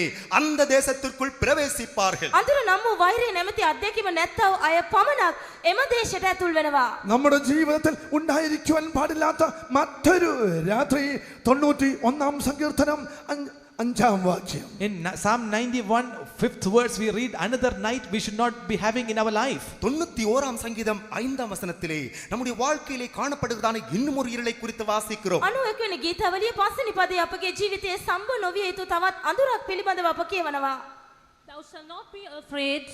Thou shalt not be afraid for the terror by night. රාත්‍රියේ බීතියටවත් දවල්ේ විදින ඊගසටවත් இரவில் உண்டாகும் பயங்கரத்துக்கும் രാത്രിയിലുള്ള ഭയം, The terror by night. இரவில் உண்டாகும் பயங்கரம். රාත්‍රියේ බීතිය ഇത് ഭയം എന്നത് ഒരു പിശാചിന്റെ ആത്മാവാണ്, സ്വഭാവമാണ്. Fear is the spirit of devil or it's a character of the devil. இந்த பயம் என்பது ஒரு பிசாசினுடைய ஆவி அல்ல அவனுடைய ஒரு சுபாவம். බයයි යනු යක්ෂ ආත්මයකි නැතිනම් ඒ යක්ෂයාගේ ස්වභාවයකි. ഒരു വിശുദ്ധന്റെ ജീവിതത്തിൽ ദൈവഭയം അല്ലാതെ മറ്റ് യാതൊന്നിനെയും അവർ ഭയപ്പെടുവാൻ പാടില്ല. In the life of a saint of God, they should only have the fear of God and they should not fear anything else. ஒரு பரிசுத்தவானுடைய வாழ்க்கையிலே தேவ பயம் மாத்திரமே காணப்பட வேண்டும், எந்த வேறு பயங்களும் காணப்படக்கூடாது. ශුද්ධවන්තයන්ගේ ජීවිතවල දකින්න ලැබිය යුතු දේව බය මිස වෙන කිසිදු ආකාර බයක් ඔවුන්ගේ ජීවිතවල නොතිබිය යුතුයි. അതേസമയം ദൈവഭയത്തിൽ നടത്തിപ്പുകാരെ ഭയപ്പെടണം, ശുശ്രൂഷകരെ ഭയപ്പെടണം, മാതാപിതാക്കളെ ഭയപ്പെടണം, ദൈവത്തിന്റെ വചനങ്ങളെയും But at ഭയപ്പെടുന്നവരാണ്. the same time, in the fear of God, we ought to fear the leaders, the servants of God, and the parents and the word of God. அதோடு கூட கர்த்தருக்கு பயப்படுதான பயத்தோடு கூட நம்முடைய நடத்திப்புக்காரருக்கு பயப்பட வேண்டும், நம்முடைய ஊழியர்களுக்கு பயப்பட வேண்டும், நம்முடைய பெற்றோருக்கு நாம் பயப்பட வேண்டும். දෙවියන් වහන්සේ ඒ වගේම අප දෙවියන් වහන්සේට බය වෙන අතර தேவனுடைய අප வார்த்தைகளுக்கு දෙවියන් பயப்பட වහන්සේ வேண்டும். අප දෙවියන් වහන්සේට බය වෙන අතර අප දේව සේවකයන්ට අපගේ පාලකයන්ට ඒ වගේම දෙවියන් වහන්සේගේ වචනෙටයි දෙමාපියන්ට කීකරු විය යුතුයි. എന്നാൽ പ്രിയ ദൈവപൈതലേ, നീ രോഗത്തെ ഭയപ്പെടരുതേ. Yet, beloved child of God, you should not fear the world. ஆனாலும் ஏன் தேவனுடைய பிள்ளையே நீ ஒரு வியாதிக்கு பயப்படுகிறாய்? නමුත් දේව දරුවනි අප ලෝකෙට බය විය යුතු නැත. ഇത് രോഗമല്ല വലുത്, രോഗത്തെ സൗഖ്യമാക്കുന്നവനാണ് വലിയവൻ. That sickness is not great, but the person who heals is great. இந்த வியாதியானது பெரிதல்ல, இந்த வியாதியை குணமாக்குறவர் பெரியவராக இருக்கிறார். අපි මේ රෝගවලට බය විය යුතු වන්නේ නැත. നീ മരണത്തെ ഭയപ്പെടരുതേ. You should not fear death. நீ மரணத்திற்கு பயப்படக்கூடாது. මරණයට අප බය විය යුතු නැත. ചിലർക്ക് മരണസമയത്ത് മാത്രം പാടുന്ന ചില പാട്ടുകളുണ്ട്. There are certain songs which we sing only during the death times. மரண நேரத்திலே மாத்திரம் பாடுகிறதான சில பாட்டுக்கள் சிலருக்கு உண்டு. අවමගල් මෙහන්වලදී පමණක් ගායනා කරන ඇතම් ගීතිකා තිබෙනවා. എന്നോട് ആർക്കും കോപം തോന്നരുത്. ചില ശുശ്രൂഷകർക്കും ദൈവമക്കൾക്കും അങ്ങനെ ഒരു ഭയമുണ്ട്. അവർ ആ പാട്ട് അല്ലാത്ത സമയങ്ങളിൽ പാടുകയില്ല.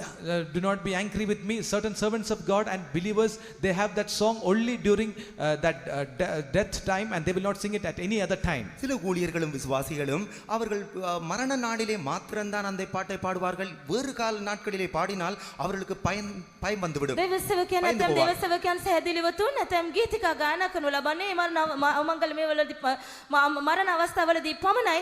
අනිකුත් අවස්ථාවල උන් ඒ ගායනා කිරීමට බයක් ඇතිව කර ගන්නවා.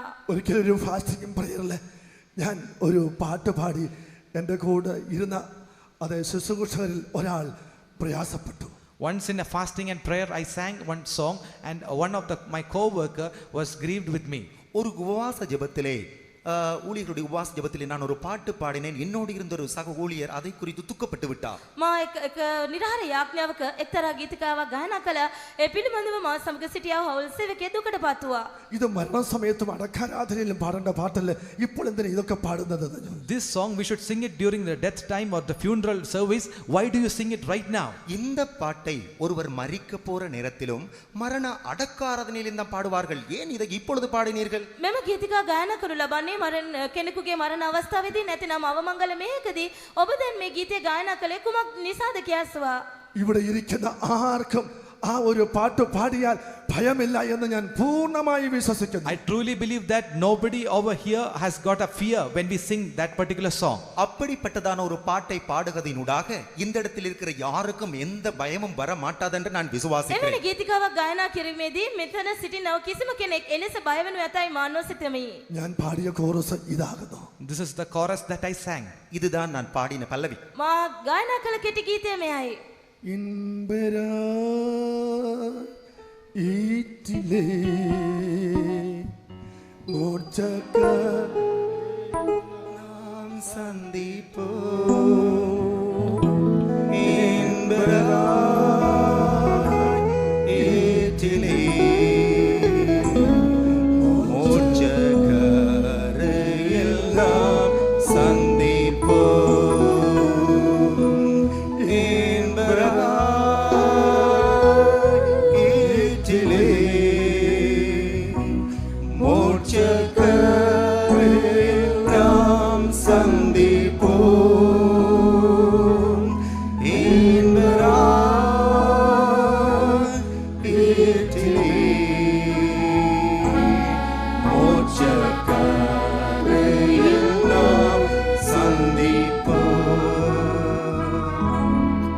ഇത് ഞാൻ എപ്പോഴാണ് പാടേണ്ടത്?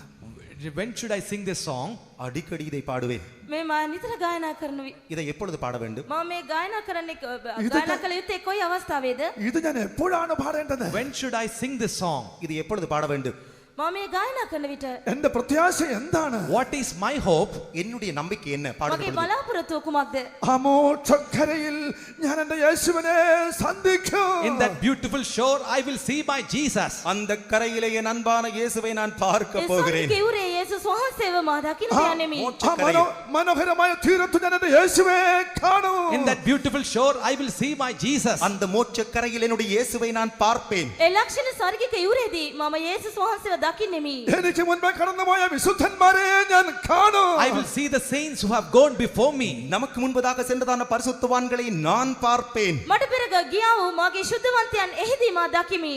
പാസ്റ്റർ പോളിനെയോ പാസ്റ്റർ എസി തോമസിനെയോ പാസ്റ്റർ ഫ്രെഡി പോളിനെയോ ഞാൻ കണ്ടിട്ടില്ല. I have not seen Pastor Paul, Pastor AC Thomas or Pastor Freddy. Pastor Paul, pastor AC Thomas, pastor Freddy அவர்களை நான் ஒருபோதும் கண்டதில்லை. Pastor AC Thomas, pastor Freddy, pastor Paul යන අයව මා දැක නැත. എന്നാൽ ഞാൻ അവരെ അന്ന് ആ മോക്ഷക്കരയിൽ സന്ധിക്കും. But on that shore of salvation, I will see them. ஆனாலும் அந்த மோட்ச கரையில் நான் அவர்களை பார்ப்பேன். නමුත් ඒ ස්වර්ගික යුරේදී මා ඔවුන්ව දකින්නට යමි. ആകയാൽ ഞാൻ ഇത് എപ്പോൾ പാടണം? Now, therefore, when should I sing this song? ஆகவே எப்பொழுது நான் இந்த பல்லவியை பாட வேண்டும்? මේ නිසා මේ ගීතය ගායනා කරන හැම විටදීම ആരെങ്കിലും മരിക്കുമ്പോൾ മാത്രം പാടുകയല്ല, ഞാൻ മരിക്കുന്നതിന് മുൻപേ പാടി ഞാൻ സന്തോഷിക്കണം. Not when somebody is dying, but before my death, I should sing and rejoice. மரித்ததற்கு பிற்பாடு நான் பாட விரும்பவில்லை. உயிரோடு இருக்கும் பொழுதே அந்த பல்லவியை பாடி நான் களிகூர வாஞ்சிக்கிறேன். මරණයෙන් පසු කෙනෙකුගේ මරණයෙන් පසු නොවේ මම ඒ ජීවත්ව සිටිනදී යම ගායනා කර ප්‍රීති වන්නට කැමති වෙමි. പ്രിയ ദൈവജനമേ, നീ മരണത്തെ ഭയപ്പെടരുത്. Beloved people of God, you should not fear death. தேவ ஜனங்களே, மரணத்துக்கு நீ பயப்படவே கூடாது. දෙවියන් වහන්සේගේ සෙනගිනි ඔබ මරණයට බිය විය යුතු නැත. ഇങ്ങനെയുള്ള പാട്ടുകളൊക്കെയും പാടി നീ സന്തോഷിച്ച് നീ കർത്താവിനെ മഹത്വപ്പെടുത്തുവീൻ. You have to sing such songs and glorify your God. இந்த பாட்டை பாடி உங்கள் தேவனை நீங்கள் மகிமைப்படுத்துவீர்களா? ගීතිකා ගායනා කර උන්වහන්සේව ගෞරවයට මහිමයට පත් කරන්න. ഇപ്പോൾ സമയമില്ല, അല്ലെങ്കിൽ എനിക്ക് പാടുവാൻ വളരെ ആഗ്രഹമായിരുന്നു അത്. Now we don't have time, but I have the great desire to sing that. இந்த பல்லவியை பாடுவதற்கு நான் வாஞ்சிக்கிறேன், ஆனாலும் இப்பொழுது நேரம் இல்லை. මේ ගීතේ නැත ගායනා කරන්න මාශ වන නමුත් දැන් වෙලාව නැත. ഇത് നാം പാടിക്കൊണ്ടേ യാത്ര ചെയ്യണം. We have to sing this and we have to travel. இந்த பாட்டை பாடிக்கொண்டே நம்முடைய யாத்திரையிலே போக வேண்டும். මේ ගීතේ ගායනා කරමින් අප අපගේ ගමනේ යෙදිය යුතුය. ഈ പാട്ട് മാത്രമല്ല, മരണസമയത്ത് മാത്രം പാടുന്ന പാട്ടുകൾ നാം എപ്പോഴും പാടി മരണഭയത്തെ ഇല്ലാതെ ആക്കണം, ജയിക്കണം. Not only this song, all the songs sung in funeral services, we should be singing and we should overcome that fear of death. இந்த பாட்டை மாத்திரமல்ல, மரண வேளைகளிலே அடக்காரதனை வேளைகளிலே படிக்கிறதான பாட்டுக்களை அடிக்கடி பாடி இப்ப நம்ம இந்த மரண பயத்திலிருந்து நாம் விடுவிக்கப்பட்டவளாய் இருக்க මේ வேண்டும். ගීතේ පමණක් නොවේ, අවමංගල මෙහන්වලදී ගායනා කරනවා මේ ගීතිකා අප නිතර ගායනා කරමින් අපිට තිබෙනවා මේ මරණ බයෙන් අප ජයගත යුතුයි. ആകയാൽ നമ്മുടെ മേൽ വാഴുന്ന സകല ഭയത്തെയും നാം ജയിക്കുക. Therefore, let us overcome every fear that has dominion over us. ஆகவே நம்முடைய வாழ்க்கையை ஆளுகை செய்கிறதான எல்லா பயங்களையும் நாம் மேற்கொள்ளுவோம். අපගේ ජීවිතේ ක්‍රියා කරනවා පාලනය කරන සියලු බයවලින් අප ජයගත යුතුයි. രാത്രിയുടെ അനുഭവമാകുന്നു ഭയം. Fear is the experience of night. இந்த இரவின் அனுபவமானது பயமாய் இருக்கிறது. බය අත්දැකීම මේ අන්ධකාරයේ අත්දැකීමක් වෙනවා. ഇത് വിശുദ്ധന്മാർക്ക് ഉണ്ടാകരുത്. It should not be found in saints. இது பரிசுத்தவான்களுக்குள் இருக்கக்கூடாது. මේ ශුද්ධවන්තයන් තුල නොතිබිය යුතුයි. ഭയമുള്ളവർ രാത്രിയില്ലാത്ത ദേശത്ത് പ്രവേശിക്കയില്ല. Those who have that fear, they will not enter into that land with no night. பயமுள்ளவர்கள் அந்த இருளில்லதான தேசத்திற்குள்ளே இருள் இல்லாத தேசத்திற்குள்ளே பிரவேசிக்க முடியாது. බය ඇත්තන්ට රාත්‍රියක් නැත්තව ඒ දේශයට ඇතුල් විය නොහැකි. തിരുവചനം പരിശോധിക്കുമ്പോൾ 365 പ്രാവശ്യം ഭയപ്പെടേണ്ട എന്ന് എഴുതപ്പെട്ടിരിക്കുന്നു എന്ന് അത് ഞാൻ ഒരു പുസ്തകത്തിൽ വായിച്ചിട്ടുണ്ട്. I have read in one book that in the word of God it is written 365 times that fear not. நான் ஒரு புத்தகத்திலே படித்தேன், வேதத்திலே 365 தடவைகள் பயப்படாதே பயப்படாதே என்று எழுதப்பட்டிருக்கிறது. ශුද්ධ බයිබලයේ 365 වතාවක් බය නොවන්න යනුවෙන් සඳහන් කර ඇති බවට මම එක්තරා පොතක කියවමි. അതിന്റെ അർത്ഥം എന്താണ്? The meaning is this. அதனுடைய விளக்கம் என்ன தெரியுமா? අරුත කුමක්ද? ഒരു വർഷത്തിന് 365 ദിവസമുണ്ട്. There are 365 days in a year. ஒரு வருஷத்தில் 365 நாட்கள் உண்டு. වසරකට දවස් 365ක් තිබෙනවා. ഓരോ ദിവസവും പരിശുദ്ധാത്മാവ് പറയുന്നു, മകനെ മകളെ നീ ഭയപ്പെടേണ്ട. Every day the Holy Spirit is saying, son, daughter, fear not. ஒவ்வொரு தினமும் அந்த ஒவ்வொரு நாளும் பரிசுத்தாவியானவர் சொல்லுகிற காரியம், மகனே மகளே நீ பயப்படாதே. හැම දවසකම ශුද්ධාත්මයන් වහන්සේ පවසන්නේ මාගේ දිනිය මාගේ පුත්‍රය බය නොවන්න. നീ പിശാചിനെ ഭയപ്പെടേണ്ട. You need not fear devil. நீ பிசாசுக்கு பயப்படாதே. යක්ෂයට බය නොවන්න. നീ നരകത്തെ ഭയപ്പെടേണ്ട. You need not fear hell. நரகத்திற்கு பயப்படாதே. නිරයට බය නොවන්න. നീ പാതാളത്തെ ഭയപ്പെടേണ്ട. You need not fear sin. பாவத்திற்கு பயப்படாதே. පාපයට බය பாதாளத்திற்கு නොවන්න. പാതാളത്തെ ഭയപ്പെടേണ്ട. You need not fear hellfire. பாதாளத்துக்கு பயப்படாதே. ඔබ නිරා ගින්නට බය නොවන්න. നീ ഒരു രോഗത്തെയും ഭയപ്പെടരുത്. You need not fear sickness. நீ பயத்திற்கு வியாதிக்கு பயப்படாதே. රෝගයට බය නොවන්න. നീ ദൈവത്തെ ഭയപ്പെടുവീ. You fear God. நீ தேவனுக்கு பயப்படு. දෙවියන් වහන්සේට බය වන්න. നീ തീയിൽ കൂടെ കടന്നു പോകേണ്ടി വരും. You may have to pass through fire. நீ அக்கினி கடக்க வேண்டி நேரிடும். ඔබට ගින්න පසු කරන්න සිදු වෙයි. നീ ആ തീയെ കണ്ട് ഭയപ്പെടേണ്ട. Seeing that fire, you need not fear. அந்த அக்கினியை கண்டு பயப்படாதே. ആ തീയുടെ ගින්නට බය නොවන්න. നടുവിൽ നിനക്ക് വേണ്ടി ഒരുവൻ ഇറങ്ങി വരും. In that fire, one person will descend for you. அந்த அக்கினி நடுவிலே உனக்காக ஒருவர் இறங்கி ඒ வருவார். ගින්න මැද ඔබ උදෙසා කෙනෙක් බැස පැමිණෙයි. നീ വെള്ളത്തെ കണ്ട് ഭയപ്പെടേണ്ട. Seeing waters, you need not be afraid. தண்ணீரை கண்டு பயப்படாதே. ජලයේ වතුර දැක බය වන්න එපා. വെള്ളത്തിൽ മീതെ നടന്നവൻ നിന്റെ അടുക്കൽ വരും. He who walked upon the waters, he will come near unto you. இதோ அவர் தண்ணீரிலே நடந்து உன்னண்டை வருவார். ජල මත ගමන් කොට උන්වහන්සේ ඔබ ළඟට පැමිණෙනවා. ඇත. നീ പ്രതികൂലത്തിൽ കാറ്റുകളെ കണ്ട് ഭയപ്പെടേണ്ട. Seeing the storms of tribulation, you need not be afraid. காற்றை சோதனைகளை கண்டு பயப்படாதே. සුළං කුණාටු දැක බය නොවන්න. നീ ശോധനകളെ കണ്ട് ഭയപ്പെടേണ്ട. You need not be afraid seeing the trials. சோதனைகளை கண்டு பயப்படாதே. සෝදිසි දැක බිය නොවන්න. കാറ്റിനെയും കടലിനെയും അടക്കിയവനാകുന്നു നിന്റെ ദൈവം. Your God is the one who has calmed the wind and the storm. உனது தேவன் அவர் கடலையும் காற்றையும் அடக்கினவராயிருக்கிறார். කුණාටුවද මුහුද රළද මැඩපැත්තව නිශ්චල කළව තැනන් වාසය ඔබ සමග සිටිනවා. നീ വിശ്വാസത്തിന്റെ പരിശോധനയിൽ കൂടെ കടന്നു പോകുന്നുണ്ട്. You are going through the trial of faith. நீ விசுவாசத்தின் பரீட்சையினூடாக கடந்து சென்று ඇදහිලි கொண்டிருக்கிறாய். පරීක්ෂා ඔස්සේ ඔබ ගමන් කරනවාට පුළුවන්. എന്നാൽ വിശ്വാസത്തിന്റെ നായകൻ നിന്നോട് കൂടെ ഉണ്ട്. But the captain of faith is with you. ஆனாலும் விசுவாசத்தின் வீரன் முன்னணியிலே உன்னோடு கூட නමුත් இருக்கிறார். ඇදහිලි සේනාපතිය ඔබ හා සමග සිටිනවා. ഹല്ലേലൂയ. ஹல்லேலூயா. നമ്മുടെ യേശു നമ്മോട് കൂടെയുണ്ട്. Our Jesus, he is with us. நம்முடைய இயேசு அவர் நம்மோடு இருக்கிறார். අපේ යේසුස් වහන්සේ අප හා සමග සිටිනවා. ഇനിയും നാം കടന്നു പോകേണ്ടുന്ന ദൈവം അനുവദിക്കുന്ന ചില രാത്രികൾ ഉണ്ട്. There are some nights that the Lord will permit in our life through which we have to pass through. சில இரவுகள் நாம் கடந்து செல்லும்படிக்கென்று தேவன் நம்முடைய வாழ்க்கையிலே அனுமதிக்கிறார். අප විසින් පසුකිරීම සඳහා ඇතැම් රාත්‍රියන් උන්වහන්සේ අපගේ ජීවිතයට අනුමත කරනවා. കണ്ണുനീർ താഴ്വരകളിൽ കൂടെ നാം കടന്നു പോകേണ്ടതായിട്ട് വരും. We may have to go through the valley of tears. கண்ணீரின் பள்ளத்தாக்கை கடந்து சென்று நேரிடும். වැළපීමේ මිටියවද පසු කරන්න අපට සිදුවේයි.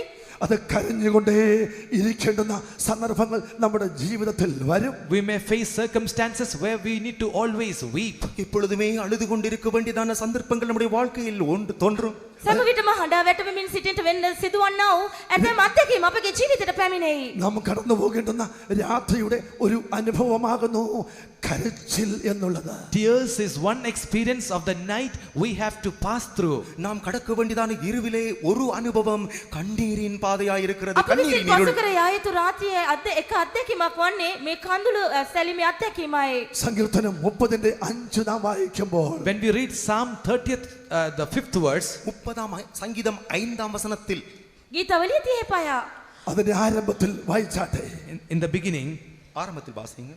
For his anger endureth but a moment.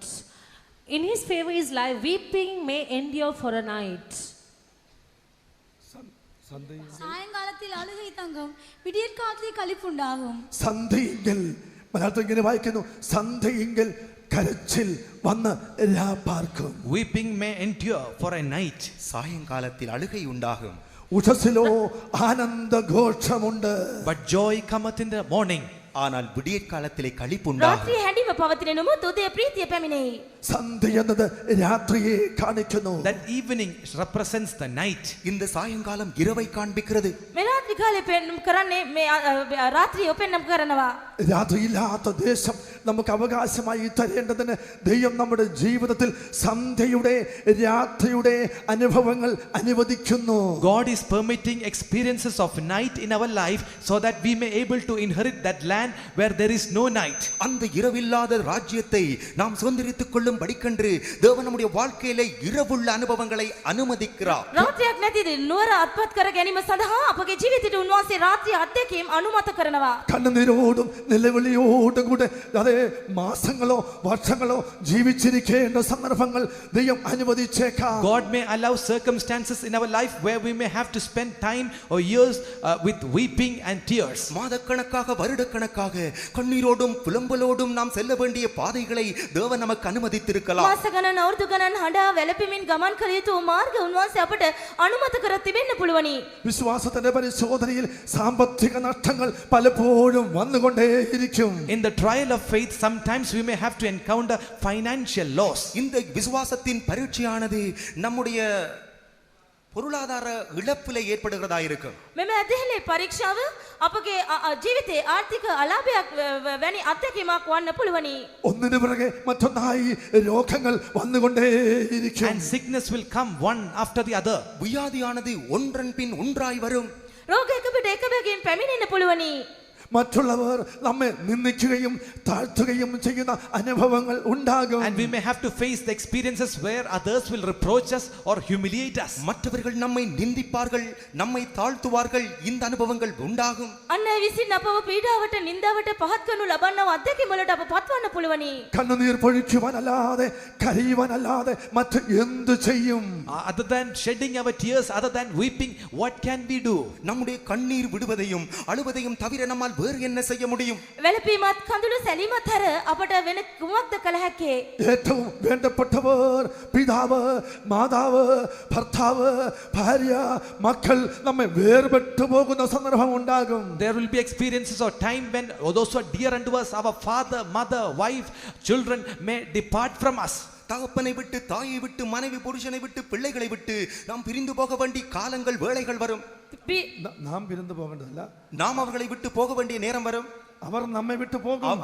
அவர்கள் நம்மை விட்டு பிரிய வேண்டிய ஏற்படும். පියා මව සහෝදර සහෝදරයන් අපගේ නෑදෑ හිතමිතුරන් අපගෙන් අපව අත්හැර අපෙන් වෙන් වෙන අවස්ථාවන් උදා වෙයි. ഈ വേർപാട് നമുക്ക് ദുഃഖത്തെയും കണ്ണുനീരിനെയും ഉളവാക്കുന്നതാകുന്നു. This departure will create tears and sorrow in our heart. இவ்வண்ணமாய் அவர்கள் நம்மை விட்டு கடந்து போவது நமது வாழ்க்கையிலே அழுகையும் கண்ணீரையும் உண்டாக்கும். මෙලෙස වුන් අප අතරින් අපෙන් වෙන්වීම අපගේ ජීවිතයට කඳුල වැළපීම වේදනාව එකතු කරනු ලබන්න පුළුවන්. അതെ, എന്റെ കർത്താവ് എന്നെ കാണുന്നില്ലയോ എന്ന് അതേ ഭാരപ്പെട്ടുകൊണ്ടേ ഇരിക്കുന്ന സന്ദർഭം ഉണ്ടാകും. There may be occasions where you will be burdened and thinking whether my Lord is not seeing me or not. தேவன் இதை காணவில்லையோ என்றுதான் ஒரு பாரமும் கவலையும் உன் வாழ்க்கையிலே காணப்பட்டு கொண்டே இருக்கும். දෙවියන් වහන්සේ මා දැකියේ නැද්ද කියනව දුක වේදනාව ශෝකය සිතට දැනෙයි. പ്രിയ ദൈവ പൈതലേ, ഈ രാത്രി ദൈവം നിനക്ക് അനുവദിച്ചതാണ്. Beloved child of God, God has permitted this night unto you. அன்பான தேவனுடைய பிள்ளைகளே, இந்த இரவை தேவனே உன் வாழ்க்கையில் அனுமதித்திருக்கிறார். දේවදරුව මේ රාත්‍රිය ස්වාමීන් වහන්සේ විසින් ඔබගේ ජීවිතයට අනුමත කර තිබෙනවා. ഇത് മാർത്തയുടെയും മറിയയുടെയും കണ്ണുനീർ കണ്ട് കരഞ്ഞവൻ നിന്നോട് കൂടെ ഉണ്ട്. He who saw the tears of Martha and Mary and wept with them, he is with you. மார்த்தாளையும் மரியாளையும் கண்டு அவர்களோடு கூட கண்ணீர் விட்டதான இயேசு கிறிஸ்து உன்னோடு இருக்கிறார். මාර්තා හා මරියාගේ කඳුළු දුටුවා වූ යේසුස් වහන්සේ ඔබ හා සමග සිටිනසේක. നീ കണ്ണുനീർ താഴ്വരകളിൽ കൂടെ കടന്നു പോകുമ്പോൾ ഇതാ യെരൂശലേമിനെ നോക്കി കരഞ്ഞവൻ നിന്നോട് കൂടെ ഇരിക്കുന്നു. When you pass through the valley of tears, he who saw Jerusalem and wept, he is with you.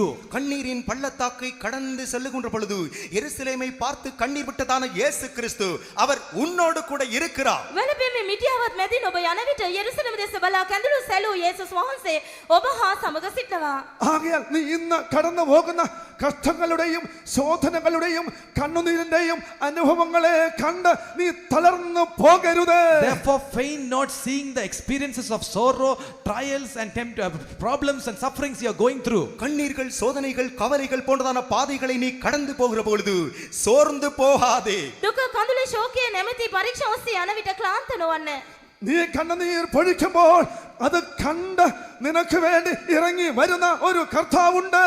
There is a Lord who will come down for you, seeing the tears that you shed. உன்னுடைய கண்ணீரை கண்டு அதை காண்கிற பொழுது இறங்கி வருகிறதான தேவன் உனக்கு ஒருவர் இருக்கிறார். ඔබ හලන කඳුළු දැක ඔබ කරා බැසෙන්නා වූ දෙවි කෙනෙක් ඔබට සිටිනවා. ഒരു മനുഷ്യനും നിന്റെ കണ്ണുനീർ തുടയ്ക്കുവാൻ ഇല്ല. There is no man to wipe away your tears. எந்த மனிதனும் உன்னுடைய கண்ணில் உள்ள கண்ணீரை துடைப்பதற்கு இருக்க மாட்டார்கள். ඔබගේ කඳුළු පිස දමන්න කිසිම මිනිසෙකුට නොහැකිය. ഇതാ എന്റെ മകൾ കണ്ണുനീർ പൊഴിക്കുന്നു, എന്റെ മകൻ കണ്ണീരോടെ ഇരിക്കുന്നു, ഞാൻ ഇറങ്ങി ചെന്ന് അവന്റെ കണ്ണുനീർ തുടക്കട്ടെ എന്ന് പറഞ്ഞ് അവൻ നിന്റെ അടുക്കലേക്ക് വരും. Saying that, behold, my daughter is weeping, behold, my son is in tears, I will go down and wipe away his tears and he will come near unto you. என்னுடைய மகன் கண்ணீரோடு இருக்கிறான், என்னுடைய மகள் கண்ணீர் விடுகிறாள். இந்த கண்ணீரை கண்டு உன் அன்பான இயேசு நண்டையிலே உன் கண்ணீரை துடைக்கும்படி இறங்கி வருவார். මාගේ දියණිය කඳුළු සලමින් සිටනවාය, මාගේ පුත්‍රයා කඳුළු සලමින් සිටනවා කියා ඔබගේ කඳුළු දැක ඔබගේ කඳුළු පිස දමන පිණිස උන්වහන්සේ ඔබ වෙතට බැස පැමිණෙනවා ඇත. ඇත. എന്നാൽ നീ മനുഷ്യനോട് കരയരുത്. But you should not cry before a man. நீ எதற்காய் மனிதனுக்கு முன்பதாய் அழுகிறாய்? මනුෂ්‍යයන් ඉදිරියේ ඔබ හඬා වැටෙන්නට එපා. നീ മനുഷ്യന്റെ മുൻപിൽ കരഞ്ഞു വിലപിക്കരുത്. You should not cry or weep before man. மனிதனுக்கு முன்பாக அழாதே, புலம்பாதே. මනුෂ්‍ය ඉදිරියේ හඬා වැටෙන්න වැළපෙන්න එපා. കണ്ണുനീരിന്റെ അനുഭവങ്ങൾ നിന്റെ ജീവിതത്തിൽ വരുമ്പോൾ When you face the experience of tears in your life, இப்படிப்பட்டதான கண்ணீர் நிறைந்ததான அனுபவங்கள் உன் வாழ்க்கையிலே கடந்து வருகிற பொழுது මෙවන් කඳුළුන් සපුරුණු මාර්ග ඔබ ජීවිතේ පසු කරද්දී നീ വിവിധ ശോധനകളിൽ കൂടെ കടന്നുപോയി കണ്ണുനീർ പൊഴിക്കേണ്ടി വരുമ്പോൾ when you have to pass through diverse trials and when you have to shed tears, பலவிதமான பாடுகளின் பாதையினூடாக கடந்து நீ கண்ணீர் சொரிய வேண்டிய வாளை வருகிற பொழுது මෙවන් දුක් පරීක්ෂාම් ඔස්සේ ගමන් කරමින් කඳුළු සලන්නට ඔබට සිදුවද්දී നീ എന്താണ് ചെയ്യേണ്ടത്? what should you do? நீ என்ன செய்ய வேண்டும்? ඔබ කුමක් කළ යුතුද? നീ വിശ്വാസത്തോടെ യേശുവിന്റെ പാദപീഠത്തിൽ ഇരിക്കണം. By faith you should be at the footstool of Jesus Christ. நீ விசுவாசத்தோடு கூட கர்த்தராகிய இயேசு கிறிஸ்துவின் பாதபடியில் உட்கார வேண்டும். ඇදහිල්ලෙන් යුක්තව යේසුස් වහන්සේගේ පාද පාමුල ඔබ සිටිය යුතුයි. വിശ്വാസത്താൽ അവന്റെ പാദങ്ങളെ മുറുകെ പിടിച്ചുകൊണ്ട് അവന്റെ പാദത്തെ ചുംബിച്ചുകൊണ്ട് നിന്റെ കണ്ണുനീർ അവന്റെ പാദത്തിൽ വീഴണം. By faith you should hold on to his legs and you should embrace his legs and your tears should fall at his footstool. விசுவாசத்திலே அவருடைய பாதங்களை பிடித்தவளாக கண்ணீர் பிடித்தவனாக கண்ணீர் விட்டு அவருடைய பாதங்களை நினைக்க வேண்டும்.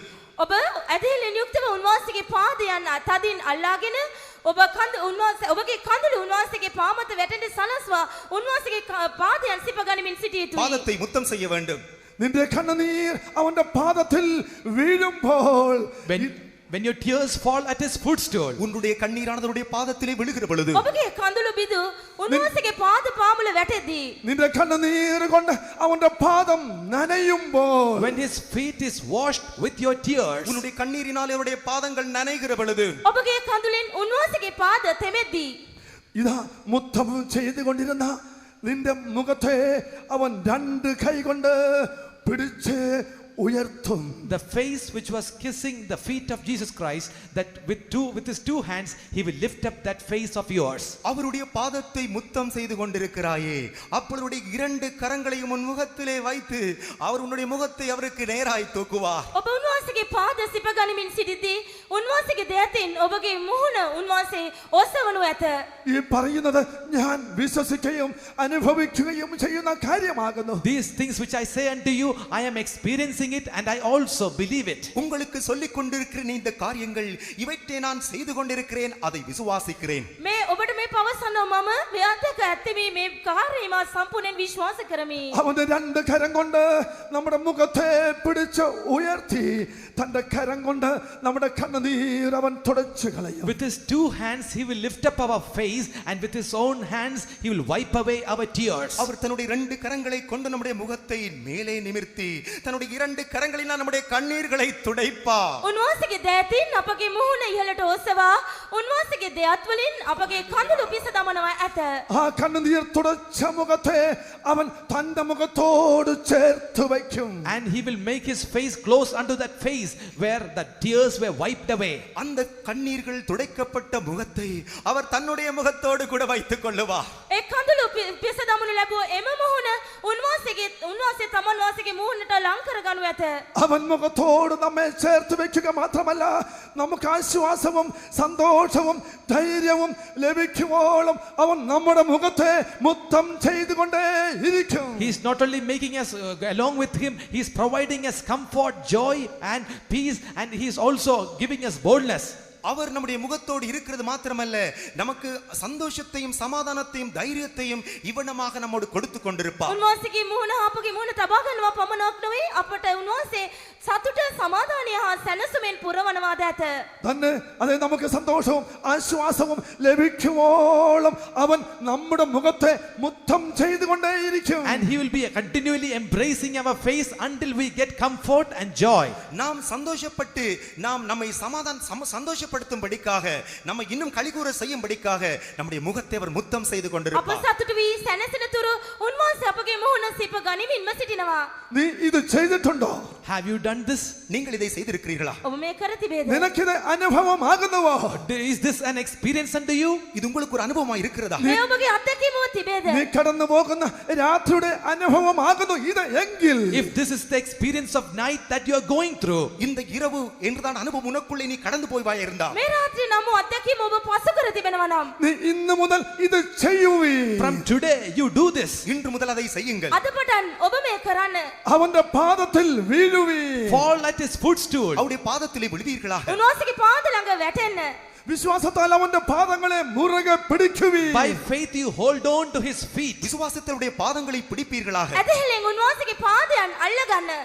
വിശ്വാസത്തോടെ അവന്റെ പാദത്തെ മുത്തം ചെയ്യുവീ. By faith you embrace his feet. விசுவாசத்தோடு கூட அவருடைய பாதங்களை முத்தம் செய்வீர்களாக. ඇදහිල්ලෙන් උන්වහන්සේගේ පාද සිප ගන්න.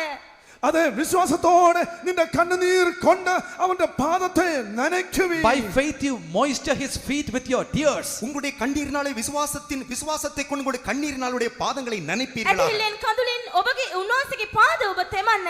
ഇത് രാത്രിയിൽ കണ്ണുനീരുണ്ട്. At night there is tears. இந்த இரவு கண்ணீர் உள்ள இரவுகள் உண்டு. එම රාත්‍රියේ කඳුළු ඔබට ഈ තිබෙනවා. രാത്രിയിൽ കഷ്ടതകൾ ഉണ്ട്. In this night there are sufferings. இந்த இரவில் பாடுகள் உண்டு. එම රාත්‍රියේ දුක් විඳීම් තිබේ. ഇത് ദൈവം നമ്മുടെ ജീവിതത്തിൽ അനുവദിക്കുന്ന രാത്രിയാകുന്നു.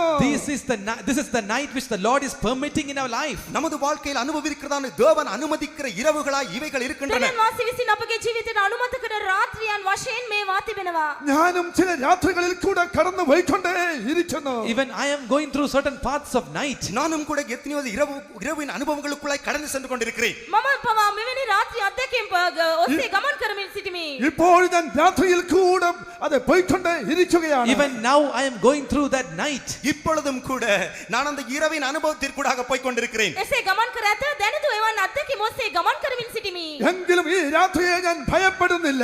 Yet I do not fear this night. ஆனாலும் இந்த இரவை கண்டு நான் பயப்படவே போறதில்லை. එනමුත් මේ රාත්‍රියන් වලට මා බය නොවෙමි. എന്റെ മുൻപിൽ യേശു വെളിച്ചമായി ഉണ്ട്. Jesus is there in front of me as my light. எனக்கு முன்பதாக கர்த்தராகிய இயேசு கிறிஸ்து என் வெளிச்சமாய் இருக்கிறார். ස්වාමී යේසුස් වහන්සේ මාගේ ආලෝකයව සිටිනවා. ഞാനും അവൻ മുഖാന്തരം വെളിച്ചമായി ഇരിക്കുന്നു. I am also a light because of him. நான் அவர் நிமித்தமாக நானும் வெளிச்சமாய் இருக்கிறேன். උන්වහන්සේ කන්නු කොටගෙන මාද ආලෝකයක්ව සිටිමි. മാത്രമല്ല അവന്റെ വചനം എന്റെ കാലിന് ദീപമാണ്. Not only that, his words are a lamp unto my feet. அது மாத்திரமல்ல அவருடைய வார்த்தை என் பாதைக்கு தீபமாய் ඒ இருக்கிறது. විතරක් නෙවෙයි උන්වහන්සේගේ වචන මාගේ පාදයන්ට පහනක්ව තිබේ. അതെ, അവന്റെ വചനങ്ങൾ എന്റെ പാതയ്ക്ക് പ്രകാശമാകുന്നു. His words are a light unto my feet. அவருடைய வார்த்தைகளின் பாதைக்கு தீபமாய் இருக்கிறது. උන්වහන්සේගේ වචන මාගේ පාදයන්ට පහනක් මවතට එළියක්ව තිබෙනවා. ഇത് നമ്മുടെ ജീവിതത്തിന്റെ അനുഭവമായിരിക്കട്ടെ. Let this be the experience of our life. இது நம்முடைய வாழ்க்கையில் அனுபவமாய் இருக்கட்டும். මේ අපගේ ජීවිත අත්දැකීම වේවා. ഇതാ കഷ്ട രാത്രികൾ യോബിന്റെ ജീവിതത്തിൽ ഉണ്ടായി. Job encountered the problems and this experience of night. இந்த இரவின் அனுபவமானது உன் வாழ்க்கையில் வந்தாலும் මේ யோபுக்கு இந்த அனுபவம் இருந்தது. යෝබ්ට මෙම රාත්‍රියේ අත්දැකීම තිබුණා. യോബ് 7:3 വായിക്കുമ്പോൾ When we read Job 7th chapter the 3rd verse, யோபு 7ஆம் அதிகாரம் 3ஆம் வசனத்தை வாசிக்கிற பொழுது යෝබ් 7 3 පදේ අප කියවා බලද්දී കഷ്ടരാത്രികൾ അവന് അവകാശമായി വന്നു എന്നാണ്. the wearisome nights are appointed to him. சஞ்சலம் நிறைந்ததான இரவுகள் அவனுக்கு வந்தது என்று கூறுகிறார். වෙහෙස ගෙනදෙන රැයවල් ඔහුට නියමව තිබුණ බව ඔහු කියා තිබෙනවා. അതെ, ആ കഷ്ട രാത്രികളിൽ അതെ ദൈവം അവനോടുകൂടെ ഇരുന്നു. In that difficult nights the Lord was with him.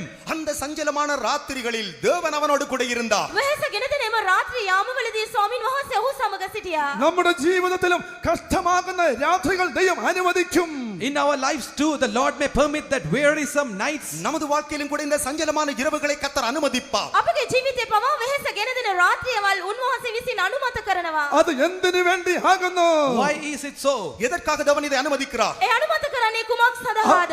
അവൻ നമുക്ക് ഏറ്റവും അടുത്ത തുണയായിരിക്കേണ്ടതിന്. So that he may be our helpmeet. அவர் நமக்கு உகந்த துணையாய் இருக்கும்படிக்கு. උන්වහන්සේ අපගේ ජීවිතේ ළඟව පිහිටව සිටින පිණිස കഷ്ടതയോ രാത്രിയോ ഇല്ലാത്ത ദേശത്ത് നമ്മെ കൊണ്ടുപോകേണ്ടുന്നതിന്. To take us to that land where there is no difficulties or sufferings or night. அது மாத்திரமல்ல எந்த பாடுகளும் உபத்திரவங்களும் மற்றதான சஞ்சலமற்றதான அந்த வெளிச்சமுள்ள தேசத்திலேயே இரவற்ற தேசத்திலே நம்மை கொண்டு போய் சேர்க்கும்படிக்கு. වෙහෙසක් නැති දුෂ්කරතා දුක් විඳීම් රාත්‍රියක් නැති එම දේශයට අපව ගෙන යන පිණිස. ഒരിക്കലും ഒരാൾ ഒരു ദർശനത്തെ കണ്ടു. Once a person saw a vision. ஒரு முறை ஒருவர் ஒரு தரிசனம் கண்டார். එක්තරා පුද්ගලෙක් දර්ශනයක් දැක්කා. വളരെ കഠിന ശോധനകളിൽ കൂടെ താൻ കടന്നുപോയതാകുന്നു. He was passing through very difficult trials. ஒரு கஷ்டமான பரீட்சையின் பாதையினூடாக அவர் போய் கொண்டிருந்தார். දුෂ්කර පරීක්ෂා මාර්ගයක ගමන් කරමින් සිටියා. എന്നാൽ അതിനെല്ലാം ജയിച്ച് അവൻ ജയാളിയായി മാറ്റപ്പെട്ടു. But he overcame all those things and he became an overcomer. ஆனால் இவை யாவற்றையும் அவன் ஜெயித்து ஒரு ஜெயாளியாய் தீர்ந்தான். මෙමත සියල්ල ජයගෙන ජයග්‍රාහකයෙකු බවට පත් වුණා. എന്നാൽ ദൈവം തന്റെ കഷ്ടതയിൽ തന്നോട് കൂടെ ഇരുന്ന അനുഭവത്തെ അവൻ ദർശനത്തിൽ കാണുകയുണ്ടായി. But in a vision he saw the experience wherein the Lord was with him in his trials. ஆனாலும் அவனுடைய பரீட்சையின் நேரத்திலே தேவன் அவனோடு இருந்ததான அனுபவத்தை ஒரு தரிசனத்தில் அவன் கண்டான். නමුත් ඔය මාතකේ මේ දෙවියන් වහන්සේ ඔහු හා සමග සිටිනා වූ ආකාරය පිළිබඳව දර්ශනයෙන් දුටුවා. ആ ദർശനത്തിൽ ഇവർ രണ്ടുപേർ നടന്ന് ഒരു ദുർഘടമായ പാതയിൽ കൂടെ കടന്നു പോകുകയാണ്. In that vision he saw two people walking through some difficult paths. அந்த தரிசனத்திலே இரண்டு பேர் ஒரு கஷ்டமான பாதையினூடாக கடந்து சென்று கொண்டிருந்தார்கள். එම දර්ශනයේ දුෂ්කර මේ මාර්ගයේ පුද්ගලයන් දෙදෙනෙකු ගමන් කරමින් සිටින වග ඔහු දුටුවා. അത് രണ്ടുപേരുടെ 4 കാൽപാദങ്ങൾ അവിടെ കാണുവാൻ ഇടയായി. He was able to see 4 footprints of 2 different people. அந்த இரண்டு நபருடைய 4 அடிப்பாதங்கள் அதிலே சென்று ඒ கொண்டிருந்ததை පුද්ගලයන් கண்டான். දෙදෙනාගේ පාද සලකුණු ඒ 4 ඔහු දුටුවා. ഈ സഹോദരൻ കർത്താവിനോട് ചോദിച്ചു. This brother asked the Lord, இந்த சகோதரன் கர்த்தரிடத்திலே கேட்டார், මේ සහෝදරයා උන්වහන්සේගෙන් ප්‍රශ්න කළා. ഈ 4 പാദങ്ങൾ ആരുടേതാണ്? whose are these 4 footprints? இந்த 4 பாதடிகளும் யாருடையது? මේ පාද සලකුණු 4 කාගේද? അപ്പോൾ കർത്താവ് തന്നെ ഓർപ്പിച്ചു. അതെ, തനിക്കുണ്ടായ ഒരു പ്രത്യേക പരീക്ഷയിൽ അതെ 4 പാദങ്ങളെ അതാണെന്ന് യേശു കർത്താവ് അവനോട് പറഞ്ഞു. The Lord told unto him, these are the experiences that when you are going through the problems and difficulties, these 4 footprints, one represented Jesus. இந்த பாதங்களுடைய அனுபவம் என்ன என்று சொன்னால், நீ கஷ்டமான பாதைகளை கடந்து செல்கிற பொழுது அந்த 2 அடிப்பாதங்கள் அதிகமாக இருக்கிறதே, அது இயேசுவினுடையது என்று சொன்னார். ඒසුස් වහන්සේ දෙවියන් වහන්සේ උඩ උත්තර දෙමින් ඔබ දුෂ්කර මාර්ගයේ ගමන් කරන විට මේ පාස් සලකුණු 4න් පාස් සලකුණු යුගල දෙකක් වන්නේ ඒසුස් වහන්සේගේයි ඔහුට උත්තර දුන්නේය. ഈ 4 പാദങ്ങൾ ആരുടേതെന്ന് അവൻ ചോദിക്കുകയാണ്. He was asking, whose are these 4 footprints? இந்த 4 பாத அடிகளும் யாருடையது என்று அவன் கேட்டான். මේ පාස් සලකුණු 4 කාගේද කියලා. 2 നിന്റേതും 2 ഞാൻ നിന്നോടുകൂടെ വന്നതിനാൽ എന്റെ പാദങ്ങളുമാണെന്ന് യേശു പറഞ്ഞു. Jesus said, 2 belong to you, and because I walked with you, the other 2 footprints belong to me. 2 பாத அடிகள் அது உன்னுடையது, நான் உன்னோடு கூட வந்தேன், மற்ற 2 அடிகளும் அது என்னுடையது என்று இயேசு கூறினார். පාස් සලකුණු දෙකක් ඔබගේය, මා ඔබ හා සමග පැමිණි බැවින් ඉතිරි පාස් සලකුණු දෙක මාගේයයි උන්වහන්සේ කීසේක. തുടർന്ന് ഏറ്റവും കഠിനമായ ഒരു പാതയിൽ അവർ എത്തി. Then they came to a very difficult path. அவர்கள் ஒரு கஷ்டமான பாதையினூடாக சென்றார். අමාරු මාර්ගයේ පස කරගෙන යමින් සිටියා. ആ സന്ദർഭവും തന്റെ ജീവിതത്തിൽ തനിക്ക് ഓർമ്മ വന്നു. And his that situation came into his memory. அந்த ஒரு அனுபவம் அவனுடைய அந்த அனுபவம் மனதிலே வந்த பொழுது, ඒ අත්දැකීම් කුමක්ද කියා ඔහුගේ සිහියට නැගුණු විට അവൻ നോക്കുമ്പോൾ 2 പാദം മാത്രമാണ് കാണുന്നത്. But when he looked, he saw only 2 footprints. அந்த மிகவும் கடினமான கஷ்டத்தின் வழியிலே அவன் பார்த்த பொழுது 2 பாத அடிகள் மட்டும் இருந்தது. එම දුෂ්කර අමාරු ස්ථාන අවස්ථාවේදී ඔහු දුටුවේ පාස් සලකුණු දෙකක් පමණයි. ആ സന്ദർഭം ആ സഹോദരൻ മരിക്കുവാൻ പോലും ഇച്ഛിച്ചു പോയ ഒരു സന്ദർഭമായിരുന്നു. That was a time when that brother also desired even to die. அந்த பாதையின் அனுபவத்திலே அந்த சகோதரன் மரித்து போகவும் விரும்பினான். එම අත්දැකීම් අවස්ථාවේ එම ස්ථානවල එම සහෝදරයා පවා සියදිවි නසා ගන්නට පවා සිටු ස්ථානව තිබුණා. മരിച്ചു പോയാൽ മതിയെന്ന് ചിന്തിക്കുന്ന ഒരു സന്ദർഭമായിരുന്നു അത്. That was a situation where he thought that it was better to die. അന്ന് ആ 2 കാലുകൾ പാദങ്ങൾ അവൻ കണ്ടപ്പോൾ യേശുവിനോട് താൻ കോപിച്ചു. When he saw that only 2 footprints, he was angry with Jesus. அந்த 2 பாதங்களை அவன் கண்ட பொழுது இயேசுவோடு கோபித்து விட்டான். ඒ පාස් සලකුණු දෙක ගැන ඇස විට ඔහු යේසුස් වහන්සේ සමග අමනාප වුණා. അവൻ സ്നേഹത്തിൽ യേശുവോട് ഇപ്രകാരം കോപിച്ച് അത് കംപ്ലൈന്റ് പരാതി പറഞ്ഞു. In anger with love, he complained to Jesus Christ. இவனமாக அவன் இயேசுவோடு கோபித்து ஒரு முறைப்பாட்டை சொன்னான். යේසුස් වහන්සේ සමග කෝප වෙමින් ඔහු මෙලෙස පැමිණිලි කළා. വെറുതെയല്ല ഞാൻ എത്രത്തോളം സഹിച്ചത്. No, not simply I have endured a lot during that time. ஆண்டவரே நான் தனியாகவே இந்த பாதையை கடந்தேனே. ස්වාමිනේ තනිවම මේ අවස්ථාවේ මම පසු කර ගියා නේද? നീ എന്താണ് എന്നോട് ഇങ്ങനെ ചെയ്തത്? Why did you do so unto me? நீர் ஏன் இதை எனக்கு செய்தீர்? ඇයි ඔබ මෙලෙසින් කළේ? ഇത്ര വലിയ കഷ്ടവേളയിൽ നീ എന്നെ വിട്ടകന്നു പോയതെന്ത്? ഞാൻ തനിയെ പോകേണ്ടി വന്നല്ലോ എന്ന് പറഞ്ഞു. In this difficult situation, why did you desert me? I had to go through much sufferings. இந்த கஷ்டமான பாதையினூடாக தனிமையாக நான் அதிகமான கஷ்டத்தை கடக்க வேண்டி நீர் ஏன் அனுமதித்தீர்? අති අමාරු අවස්ථාවලදී ඔබ මාව තනි කරේ මන්ද? මායව තනිව පසු කර යන්න සිදු කළේ මන්ද? അപ്പോൾ യേശു അവനോട് പ്രകാരം പറഞ്ഞു. Then Jesus replied unto him. அப்பொழுது அவனுக்கு இயேசு இவ்வண்ணமாய் பதில் கொடுத்தார். යේසුස් වහන්සේ මෙලෙස ඔහුට උත්තර දුන්නා. മകനെ നീ ധൈര്യമായിരിക്ക. Son, you be bold. மகனே தைரியமாயிரு. පුත්‍රය ඔබ තනිව නොවේ. നീ കണ്ട ആ രണ്ട് പാദങ്ങൾ അത് നിന്റേതല്ല. The two footprints that you saw were not yours. நீ கண்டதான அந்த அடிப்பாதைகள் அது உன்னுடையதல்ல. ඔබ දුටු ඒ පාසලකුණු දෙක ඔබේ නොවේ. ആ സഹോദരൻ വിശ്വസിക്കാതെ പിന്നെ എന്റേതല്ലെങ്കിൽ പിന്നെ വേറെ ഏതെങ്കിലും സഹോദരന്റേതാണോ എന്ന് ചോദിച്ചു. Then that brother, without believing, he said, if it is not my footprints, does it belong to anybody else or any other brother? அப்பொழுது அந்த சகோதரன் அதை விசுவாசிக்காதவனாக இது என்னுடைய அடிப்பாதையில் என்றால் வேறு யாருடையது என்று கேட்டான். එවිට ඒ සහෝදරයා මේ පාසලකුණු මගේ නොවන්නට වෙන කාගේද කියා ප්‍රශ්න කළා. മകനെ അത് എന്റെ കാൽപാദങ്ങളായിരുന്നു. My son, it was my footprints. மகனே அந்த பாதைகள் அந்த அடிப்பாதைகள் என்னுடையது என்று சொன்னான். මාගේ පුත්‍රේ ඒ පාසලකුණු මාගේ. അപ്പോൾ ഞാൻ എവിടെ പോയി എന്നവൻ ചോദിച്ചു. Then he asked, where did I go? அப்பொழுது அவன் கேட்டான், அப்ப நான் எங்கே போனேன்? එසේනම් මාගේ කොහෙද ගියේ කියා ඌ ඇසුවා. ഞാൻ നിന്നെ എന്റെ തോളിൽ ചുമന്നുകൊണ്ട് പോകുകയായിരുന്നു. I was carrying you and bearing you and going forward. அந்த நேரத்தில் நான் உன்னை என் தோளிலே சுமந்து சென்றேன். ඒ මොහොතේ මාගේ කරපිට මා ඔබව උසලාගෙන ගියමි. നീ തനിയെ നടത്തപ്പെട്ടാൽ നീ എന്നെ വിട്ടു പോകും. ഞാൻ നിന്നോട് കൂടെ നടന്നാൽ പോലും നീ എന്നെ ആ സന്ദർഭത്തിൽ കാണുകയില്ലായിരുന്നു. If I make you to walk alone through that path, you may leave me.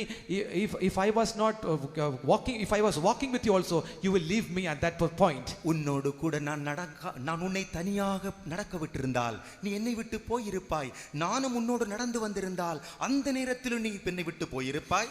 ඔබ මාතරේ නම් ඔබ මම ඔබ අතර තිබුණා නම් තනිව ඔබ යන්ට සැලැස්වා නම් ඔබ මාව අත්හැරලා ඇති. මම ඔබ සමග මොහොතේදී ගමන් කළා නම් ඔබ මාව අත්හැරලා යනවා ඇති. ഞാൻ നിന്നെ സ്നേഹിക്കുന്നത് കൊണ്ടും നീ എനിക്ക് നഷ്ടമാകാതെ ഇരിക്കേണ്ടതിനും ഞാൻ ആ സമയം നിന്നെ എടുത്ത് തോളിൽ വെച്ച് നടന്നുകൊണ്ടേ പോയി. Because I love you, because I should not lose you. During that particular moment, I was carrying you on my shoulders. நான் உன்னை நேசிக்கிறபடியினால் உன்னை இழந்து போக நான் விரும்பாதபடியினால் அந்த நேரத்திலே உன்னை என் தோளிலே சுமந்து சென்றேன். මා ඔබට ප්‍රේම කරන නිසා ඔබව නැති කරගන්න කැමති නොවු නිසා මෙලෙසින් මා ඔබව කරපිට උසලාගෙන ගියමි. പ്രിയ ദൈവജനമേ, നിന്റെ ഭാരം ചുമക്കുക മാത്രമല്ല നിന്നെയും അവൻ ചുമന്നുകൊണ്ട് പോകുവാൻ ഇതാ മനസ്സുള്ളവനായിരിക്കുന്നു. Beloved people of God, he is not only willing to carry your burdens, he is also willing to carry you. அன்பான தேவனுடைய பிள்ளைகளே, உன் கர்த்தருடைய பாரங்களை மாத்திரமல்ல உன்னையே அவர் சுமந்து கொண்டு போகிறார். මාගේ දරුව ඔබගේ පාද පමණක් නෙවෙයි උන්වහන්සේ ඔබවම උසලාගෙන මේ මාර්ගයේ ගමන් කරනවා. രാത്രിയില്ലാത്ത ദേശത്ത് നാം ചെല്ലുവാൻ പോകുന്നു. We are going to go into that land where there is no night. ஒரு இரவே இல்லாத ஒரு தேசத்திற்கு நாம் போக போகிறோம். රාත්‍රියක් නැති දේශයකට අප යන්නට යනවා. എന്നാൽ നാം രാത്രിയിൽ കൂടെ കടന്നു പോയേ മതിയാകൂ. But we have to go through this experience of night. ஆனாலும் இந்த இரவை போன்றதான அனுபவங்களுக்குள்ளே நாம் கடந்து செல்லத்தான் வேண்டும். රාත්‍රියේ නම් අත්දැකීම අප පසු කර යා යුතුයි. ഞാനും നിങ്ങളും രാത്രിയിൽ കൂടെ കടന്നു പോകുമ്പോൾ എന്തു ചെയ്യണമെന്നുള്ള ഒരു കാര്യം കൂടെ പറഞ്ഞിട്ട് ഞാൻ വാക്കുകൾ നിർത്തട്ടെ. Let me tell you one more thing, what we should do when we go through such a night, and let me conclude. இந்த இரவினூடாக நாம் கடந்து போகிற பொழுது நாம் என்ன செய்ய வேண்டும் என்று சொல்லி இன்னும் ஒரு காரியத்தை சொல்லி நான் முடிக்கிறேன். රාත්‍රී අත්දැකීම් පසු කර යන විට අපත් කළ යුතු තවත් එක අත්දැකීමක් ගැන මා ඔබට පවසමි. 42 സങ്കീർത്തനം 8 വാക്യം. Psalm 42, the 8th verse. 42 சங்கீதம் 8 வசனத்தில் ගීතවලිය 42 8 ഞാനോ നിനക്ക് പാട്ട് പാടിക്കൊണ്ടേ ഇരിക്കും. in the night his song, he will sing his song unto me. ராக்காலத்திலே அவரை பாடும் பாட்டு என் வாயில் இருக்கும். රාත්‍රී උන්වහන්සේට ගායනා ගීතිකා මාගේ මුඛේ ඇත කියාත් ഞാനോ രാത്രിയിൽ നിനക്ക് പാട്ട് പാടിക്കൊണ്ടേ ഇരിക്കും. In the night his song shall be with me. இந்த ராக்காலத்திலே இரா காலத்திலே நான் உம்மோடு பாடிக்கொண்டே இருப்பேன். රාත්‍රී භාගයේදී උන්වහන්සේට ගීතිකාවක් මාසක രാത്രിയുടെ වන්නේ කියා තිබේ. രാത്രിയുടെ അനുഭവങ്ങളിൽ കൂടെ കടന്നു പോകുന്നവരെ, Oh, people who are passing through the experiences of night. இந்த இரவின் அனுபவங்களுக்கூடாக கடந்து செல்லுகிற தேவனுடைய ஜனங்களே, රාත්‍රී අධ්‍යක්ෂින් පසු කර යන දෙවියන් වහන්සේගේ සෙනගෙනි. നീ തളർന്നും ക്ഷീണിച്ചും തകർന്നും പോകാതെ, You need not be weary, you need not faint. நீ அதிலே சோர்ந்து போகாதே, இளைப்படைந்து போகாதே. පීඩාපත් වී ක්ලාන්ත නොවන්න. ആ സന്ദർഭത്തിൽ നീ സന്തോഷത്തോടെ അവനെ പാടി സ്തുതിച്ചുകൊണ്ടേ ഇരിക്കുവീ. At that very moment you rejoice and you sing and glorify him. அந்த நேரத்திலே கர்த்தருக்குள் களிகூர்ந்து அவருக்காய் பாட்டை பாடிக்கொண்டு செல்லுவாயா. ඒ වෙලාවේ ප්‍රීති සන්තෝෂ වෙමින් ගීතිකා ගායනා කරමින් යන්න. എന്താണ് നാം പാടുന്നത്? What are we singing? நீ என்னத்தை பாட வேண்டும்? මොකමද ගායනා කළ යුත්තේ? 40-ാം സങ്കീർത്തനം 3-ാം വാക്യം വായിക്കുമ്പോൾ, When we read Psalm 40, the 3rd verse, 40ஆம் சங்கீதம் 3ஆம் வசனத்தை வாசிக்கிற பொழுது, 40 වෙනි ගීතාවලියේ 3 වෙනි පදය කියවන්නේ. എന്റെ വായിൽ അവൻ ഒരു പുതിയൊരു പാട്ട് തന്നു, നമ്മുടെ ദൈവത്തിന് സ്തുതി തന്നെ. he hath put a new song in my mouth, even the praise unto our God. நமது வாயிலே ஒரு புதிய பாட்டை தந்திருக்கிறார், அதாவது தேவனை துதிக்கும் துதியாயிருக்கிறது. උන්වහන්සේ මාගේ මුඛේ අලුත් ගීතිකාවක් වෙන උන්වහන්සේ ස්තුති කරන ගීතිකාවක් ලැබුවසේක. എന്താണ് ആ പാട്ട്? What is that song? அந்த பாட்டு என்ன?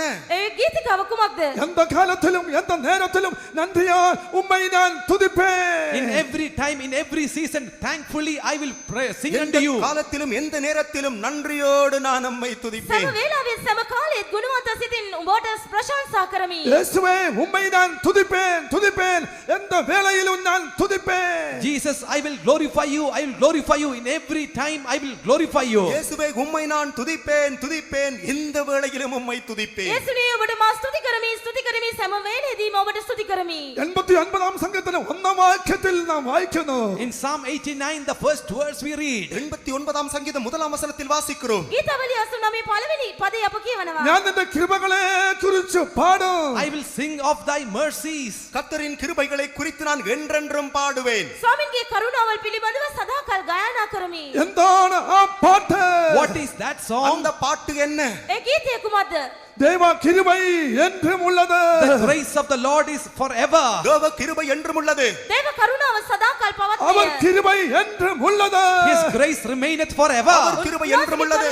උන්වහන්සේගේ කරුණාව සදාකල් පවත්නේය. அதே ஆ கிருபையை குறித்து நீ பாடணும். You have to sing concerning that grace. அந்த கிருபையை குறித்தே நீ பாட வேண்டும். ඒ කරුණාව ගැන ඔබ ගායනා කළ යුතුයි. அதே நீ ராத்திரி காலங்களில் கூட போகும்போது, When you go through that night இந்த day, இரவின் அனுபவங்களுக்கூடாக நீ போகிற பொழுது, ඒ මෙවන් අඳුරු අධ්‍යක්ෂ මොස්සේ ඔබ ගමන් කරන විටදී 59-ാം സങ്കീർത്തനം 16-ാം വാക്യം, നിന്റെ ബലത്തെ കുറിച്ച് ഞാൻ പാടും. in Psalm 51, the 4th verse we find, I will sing of thy strength. 51ஆம் சங்கீதம் 4ஆம் வசனத்தில் உம்முடைய பலத்தை குறித்து நான் பாடுவேன். ගීතවලිය 4 කියා තිබෙන ඔබගේ බලය පිළිබඳව මා ගායනා කරමි කියා. എന്താകുന്നു ആ പാട്ട്? What is that song? அந்த பாட்டு என்ன? ඒ ගීතය කුමක්ද? நீரே என் கீதமும் பலனும். You are my song and my strength. நீரே என் கீதமும் பலனுமாய் ඔබ இருக்கிறீர். මාගේ ජීවිතය සහ ගීතය සහ සවියයි. நீரே என் மறைவிடம். You are my rest, my hiding place. நீரே என் மறைவிடம். ඔබ මාගේ සැඟවන நீ ස්ථානයයි. ராத்திரியில் கூட கடந்து When போகும்போது, you pass through that night, இந்த இரவை நீ கடந்து போகிற பொழுது, ඔබ මේ රාත්‍රිය පසු කරද්දී நீ விசுவாசத்தால் க்ஷீணிச்ச நீ மடுத்து போகരുது. after living a faith life, will you grow weary? நீ நீ விசுவாசத்தில் க்ஷீணிச்சு போகരുது. Don't be weary in your faith. நீ விசுவாசத்திலே சோர்ந்து போகாதே. ඔබ ඇදහිල්ලෙන් ක්ලාන්ත වන්න එපා. நீ தெய்வத்தை ஸ்துதிச்சு தன்னுடைய கிருபைகளை குறிச்சு தன்னுடைய பலத்தை குறிச்சு பாடிக்கொண்டே இருக்குவி. You must praise God and sing concerning His grace and His righteousness and goodness. கர்த்தருடைய நன்மைகள் நீதிகள் கிருபைகளை குறித்து நீ பாடிக்கொண்டே போக வேண்டும். උන්වහන්සේගේ කරුණාව ගැන ගැලවීම ගැන සවිය ගැන ජීවය ගැන ඔබ ஆ ගායනා කරමින් சமயம் සිටින්න. கிருபை நின்ற மேல் ஒழுகிக் கொண்டிருக்கும். And during that moment, grace will be coming upon you. அந்த நேரத்திலே கர்த்தருடைய கிருபை உன்மேல் இறங்கிக் ඒ கொண்டிருக்கும். වෙලාවේ උන්වහන්සේගේ කරුණාව ඔබ වෙත ගලා එනු இந்த ඇත. பலகீனத மாறி நீ பலம் பிராபிச்சு கொண்டே இருக்கும். All your weakness will be gone and you will be strengthened. உன் பலவீனத்திலே நீ பலனை பெற்றுக் கொண்டிருப்பாய். ඔබගේ දුර්වලකම් පහවි ඔබ ශක්තිමත් වනු ඇත. நீ அவனை ஸ்துதிச்சு ஆராதிச்சு சொர்க்கத்தில் இருக்கிறது போல அனுபவப்படும். You will sing and worship and you will experience that you are in heavenly places. அவரை துதித்து நீ மகிமைப்படுத்தி ஆப்பதிக்கிறதான அனுபவமானது அவர் ඔබ ஆராதனை උන්වහන්සේ அனுபவமானது ස්තුති කර ගයා, பரலோகத்தை උන්වහන්සේ போலும் ප්‍රශංසා வாழ்க்கையில் කර- காணப்படும். උන්වහන්සේට ස්තුති කර ගයා ප්‍රශංසා කර ඒ ස්වර්ගික අත්දැකීම ලබා ගන්නවා ඇත. இத நமக்கு நம்ம தானே சமர்ப்பிக்கலாம். Let us surrender ourselves. நமது ஜீவியத்தை அர்ப்பணிப்போமாக. අපගේ ජීවිතය කැප කරමු. நீ ராத்திரியில் கூட கடந்து போகப்போ. When you pass through night, இந்த இரவுகளை கடந்து போகிற பொழுது මේ රාත්‍රිය පසු කරද්දී நீ എന്താണ് செய்യേണ്ടது? what should you do? நீ என்ன செய்ய வேண்டும்? ඔබ කුමක් කළ යුතුද? பவுலோசும் சீலாசும் செய்தது போல செய்யுமே. Do as Paul and Silas did. பவுலும் சீலாவும் செய்ததைப் போல நீயும் செய்வாயாக. ඔබ பவுலும் சீலாவும் පවුල් සීලස් කළා ලෙසින් ඔබත් කරන්න. அர்த்த ராத்திரியில் நீ எழுந்தேற்ற பிரார்த்திச்ச பாடி அவனை ஸ்துதிச்ச ஆராதிக்குவி. In the midnight you wake up, you rise and pray, sing and worship and glorify him. அந்த நடு இரவிலே நீ எழுந்து கர்த்தரை துதித்து பாடி அவர்களுக்குள்ளே களி கூறுவாயாக. මධ්‍යම රාත්‍රිය අවදි වී උන්වහන්සේට ගායනා කර ප්‍රශංසා කර උන්වහන්සේ මහිමයටපත් කරන්න. இந்த அர்த்த ராத்திரியுடைய அனுபவம் எனக்கும் நீங்களுக்கும் நீயும் அனுமதிக்கும். God will permit that experience of night for you and me. இந்த இரவின் அனுபவத்தை எனக்கும் உங்களுக்கும் கர்த்தரே මෙම அனுமதித்திருக்கிறார். රාත්‍රිය මෙම අත්දැකීම් ස්වාමීන් වහන්සේ අපට අනුමත කර තිබෙනවා. இந்த ராத்திரி தீராராய். That night is going to be over. இந்த இரவு கடந்து போக போகிறது. මේ රාත්‍රිය අවසාන වන්නට යනවා. பிரபாதம் அடுக்காராய். That morning is coming இதோ near. விடியற்காலம் வரப்போகிறது. මෙන්න පහන් කාලය උදා වන්නට යනවා. ராத்திரி இல்லாத தேசம் நமக்கு லபிப்பான சமயமாய். It's time for us to receive that land where there is no night. இரவு இல்லாதான அந்த இல்லதான அந்த ராஜ்யத்தை சுதந்திரிக்கிற நேரம் தேசத்தை රාජ්‍යයක් சுதந்திரிக்கிற නොමැති வந்துவிட்டது. දේශයට අප හිමි කර ගන්නට යන කාලය ලං වී තිබෙනවා. பவுலோசும் சீலாசும் செய்தது போல பிரார்த்திச்ச பாடி ஸ்துதிக்குவி. Do as Paul and Silas did. Sing, worship and praise God. பவுலும் சீலாவும் செய்ததைப் போல இரவிலே கர்த்தரை எழும்பி துதித்து பாடுங்கள் ஜெபியுங்கள். සීලස් කළා ලෙසින්ම ඔබ මධ්‍යම රාත්‍රිය අවදි වී උන්වහන්සේට ගායනා කර ප්‍රශංසා කර මහිමයටපත් කරන්න. இந்த வாயை துறக்குவின் இப்போ தானே ஸ்துதிக்குவான் ஆரம்பிக்குவி. Open your mouth. Even now you decide to praise God. இப்பொழுதே உன்னுடைய வாய்களை திறந்து கர்த்தரை துதிக்க ஆரம்பிப்பாயா. දැන්ම ඔබගේ මුඛය අර Hallelujah. උන්වහන්සේට ප්‍රශංසා කරන්න ආරම්භන්න. இந்த பந்தனங்கள் அழிஞ்சு போகட்டே. All your bindings, let it break and go எல்லா forth. கட்டுகளும் உன்னை விட்டு உடைந்து அகன்று போகட்டும். මේ සිළු බැඳුම ඔබගෙන් ඉවත් වී இந்த ගියාවේ. சங்கலங்கள் பொட்டி போகட்டே. Let all the chains be unshackled. எல்லா சங்கிலிகளும் அறுந்து போகட்டும். பவுலோசும் சீலாசும் சங்கலங்கள் பொட்டி போய்.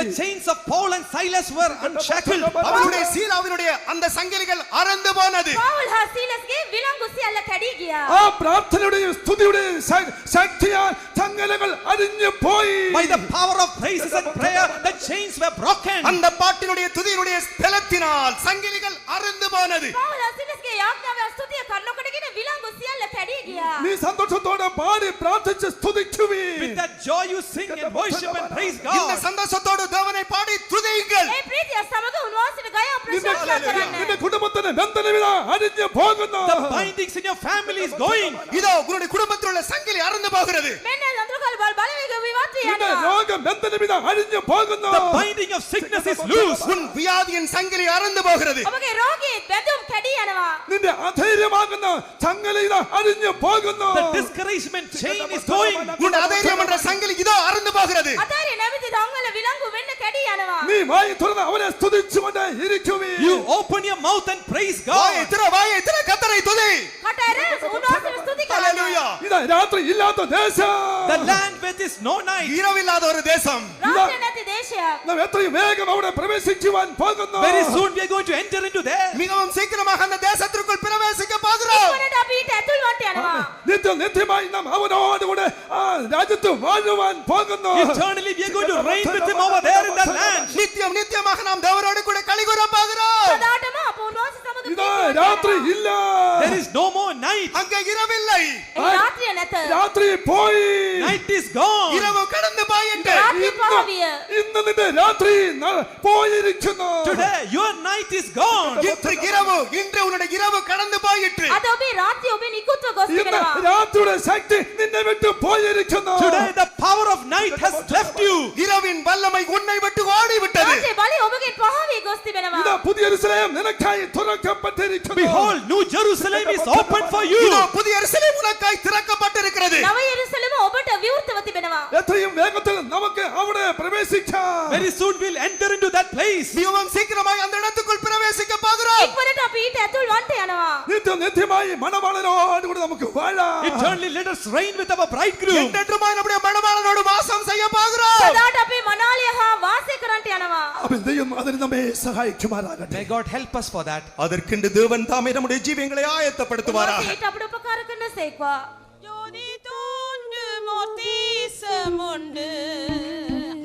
விசுவாச கண்ணால் காண்கிறோம், நம்பிதான் அழைக்கும் பொழுது நாம் அங்கே வசிக்க செல்லுவோம். இன்பராய் ஈற்றிலே மோட்சக்கரையில் நாம் சந்திப்போம்.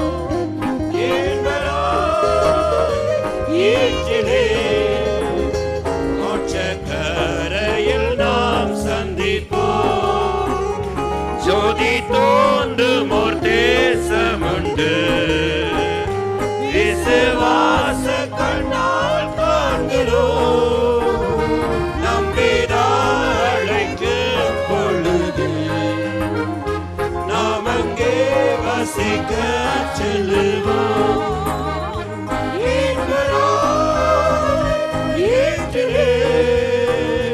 மோட்சக்கரையில் நாம் சந்திப்போம்.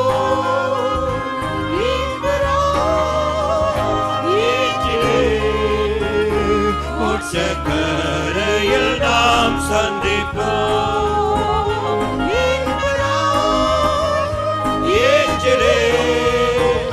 மோட்சக்கரையில் நாம் சந்திப்போம்.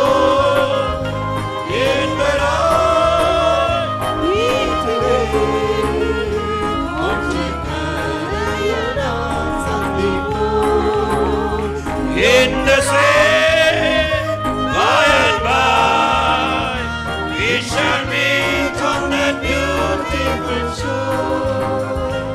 In the same by and by, we shall meet on that beautiful shore. In the same by and by, we shall meet on that beautiful shore. In the same by and by, we shall meet on that beautiful shore.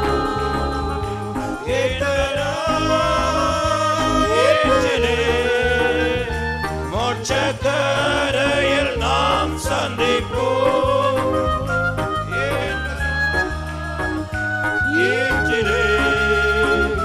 மோட்சக்கரையில் நாம் சந்திப்போம்.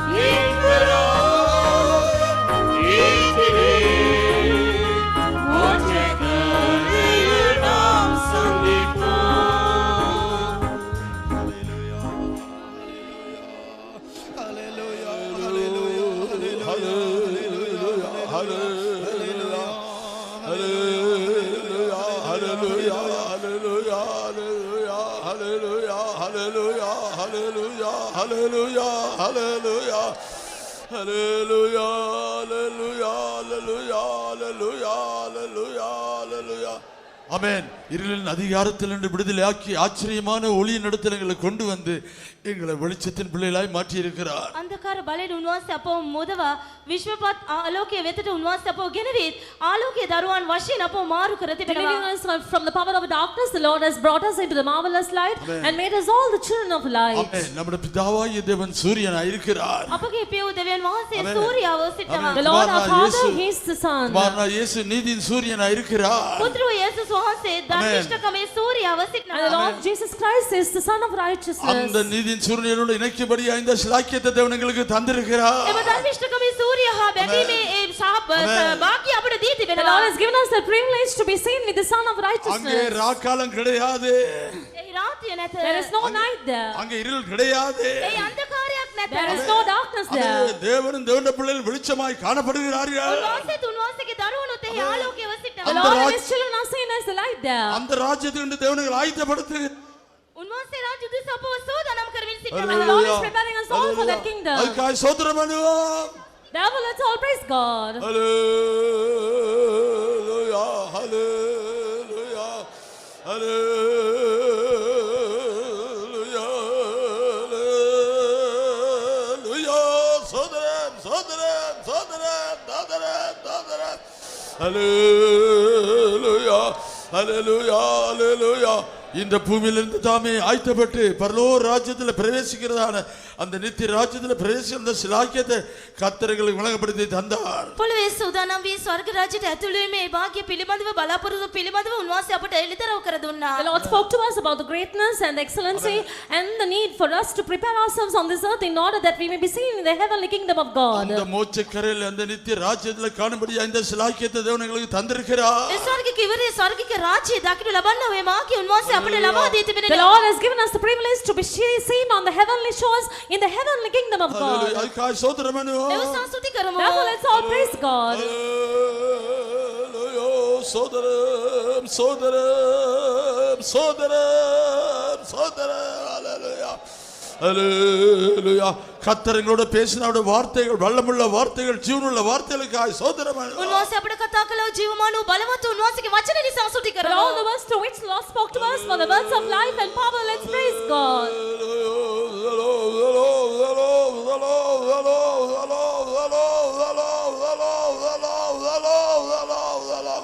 பிதா குமாரன் பரிசுத்தாய் நாமத்துக்காய் சோதரம் பண்ணுவோம். පෙරණ වාසී පුත්‍රයන් වාසී ශුද්ධාත්ම වාසීගේ නාමය නිසා ස්තුති Let's කරමු. praise God the Father, the Son, and the Holy Ghost.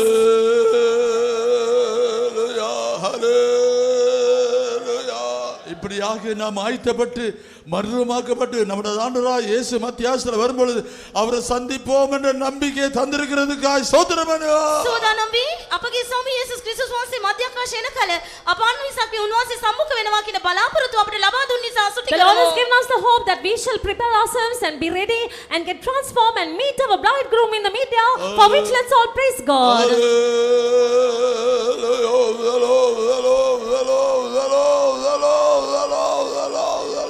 எல்லா கன மகிமை துதி தேவனுக்கு கொடுத்து சோதரம் பண்ணுவோம். සිළු ගෞරවයේ මහිමේ ප්‍රශංසාව උන්වහන්සේට පුදුමින් ස්තුති Giving කරමු. all glory, honor, and praise to God, let's praise Him. ஹல்லேலூயா சோதரம் சோதரம் சோதரம் சோதரம் ஹல்லேலூயா சோதரம் ஜெபம் ඉතා ආදරවන්ත සුදු බල සම්පන්න දෙවියන්වනි ස්වාමිනී ඔබගේ මහත් වූ කරුණාවෙන් ස්වාමිනී අපට මෙම ස්ථානයේ මෙබඳු රැස්වීම වාරයක් සූදානම් කර දෙමින් ස්වාමිනී ආරම්භයේ සිට මේ දවස දක්වා මේ මොහොත දක්වා අපට දැක් වූ සියලු කරුණාව නිසා ලබා දුන් සියලු ආශිර්වාදයන් නිසා අප වහන්සේට ගුණවන්තව ස්තුති කරනවා ස්වාමිනී මෙම උදෑසනද ඔබ වහන්සේට ආත්මයෙන් සැබෑකමෙන් නමස්කාර කරන පිණිස අපට ඔබගේ අභිමුඛයේ එක්රැස්වීමට උපකාර කළා ස්වාමිනී ඔබගේ සුද්ධ දිව්‍ය අභිමුඛය අප මැදේ තැබුවා ස්වාමිනී මෙර සීමාරම්භයේ සිට මේ මොහොත දක්වා ස්වාමිනී ඔබගේ අභිමුඛය තුළ අපට ප්‍රීතිමත් වීමටත් ඔබගේ දිව්‍යමය ශක්තිය ලබා ඔබ වහන්සේ තුළ ජීවනයෙන් ජීවනයට අලුත් වීමටත් උපකාර කළ නිසා ස්තුති කරනවා සුද්ධාත්මයන් වහන්සේ කරුණ කොටගෙන ස්වාමිනී අපගේ කෙනාගේ සිත් ඔබ වහන්සේ වෙතර ඇදගනු ලැබුණු නිසාද ස්වාමිනී අපගේ ජීවිතයන්හි තිබූ සියලු ආකාර අඩුපාඩුකම් දුර්වලතාවයන් පෙන්වා දෙමින් ඒවාරික සවා ගැනීමට උපකාර කළ නිසා ස්තුති කරනවා ස්වාමිනී ඔබ වහන්සේ ස්වර්ගීය සිංහාසනයේ සිට මේ උදෑසන අපට එවනු ලැබූ ඒ ජීවනයේ වචනය නිසා ස්තුති කරනවා සැබවින්ම රාත්‍රියක් නැත්තා වූ දේශයකට රාත්‍රියක් නැත්තා වූ සදා කාලයකට ඔබ වහන්සේ අපව කැඳවා තිබෙනවා. Hallelujah. ඔබ වහන්සේ අපව තෝරා තිබෙනවා. ස්වාමිනී ඒ බලාපොරොත්තු අප හැම දිනාගේම සිතේ තබා තිබෙනවා. ස්වාමිනී මේ පොළවේ අන්ධකාරයෙන් පිරුණා වූ ලෝකයක නිතරම රාත්‍රී කාලයන් අත්දකින්නා ලෝකයක අප ජීවත් වෙමින් තිබෙනවා. ස්වාමිනී ඒ සදාකාලික ඒ තේජවත් මහිමල රාජ්‍යය ලබන පිණිස අප කෙසේ මේ ලෝකේ ජීවත් යුතුද කියා ඔබ වහන්සේ අපට කියා දුන්නා, පෙන්වා දුන්නා. ඒ නිසා අප වහන්සේට ගුණවන්තව ස්තුති කරනවා. ස්වාමිනී තවත් අප අන්ධකාරයේ දරුවන් නොවේ. ඔබ වහන්සේ අන්ධකාරයේ බලයෙන් අපව මුදා ඔබගේ ප්‍රේමණීය පුත්‍රයන්න්ගේ රාජ්‍යයට අප පමුණු ලැබ තිබෙනවා. ඒ ප්‍රේමණීය පුත්‍රයන්න්ගේ ආලෝකය අප හැම දිනම ස්වාමිනී අප හැම දිනම ඒ ආලෝකයෙන් ආලෝකමත් කර තිබෙනවා. ස්වාමිනී අප වහන්සේ අනුගමනය කරන විට ආලෝකයේ තුල ජීවත් වෙනවා හැටියට ස්වාමිනී දකින්න ලබනවා.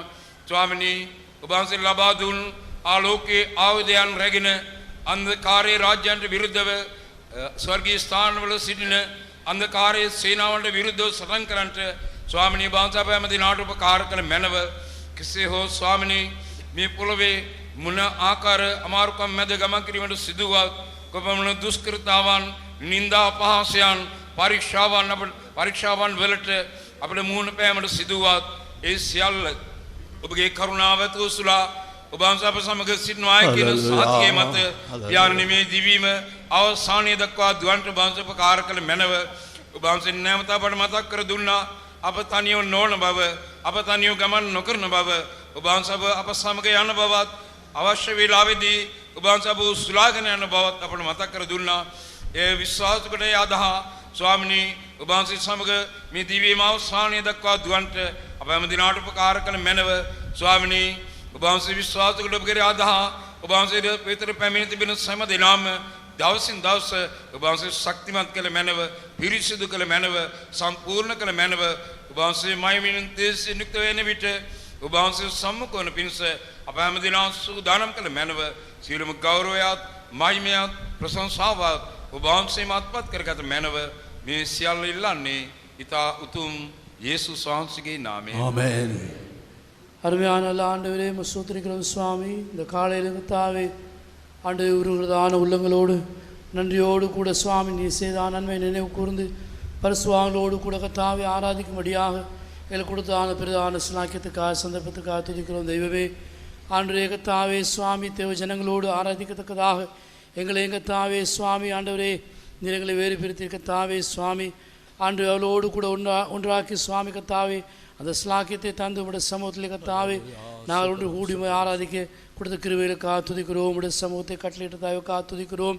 உடைய வல்லமை மகிமையோடு எங்களை மத்தியில் இறங்கி வந்து கர்த்தாவே எங்களுடைய துதிகள் சோத்திரங்கள் எல்லாவற்றையும் அங்கீகரித்து கர்த்தாவே நீர் எங்களோடு பேசி ஆண்டவரே எங்களை உயிர்ப்பித்து கர்த்தாவே கிருபையினால் நிரப்பின தயவுக்காக துதிக்கிறோம். இந்த நாட்களில் கர்த்தாவே உடைய பலகனி உடைய வானத்தை திறந்து ஆண்டவரே நீ அருளியதான எல்லா ஆசுவாதக்காக துதிக்கிறோம்.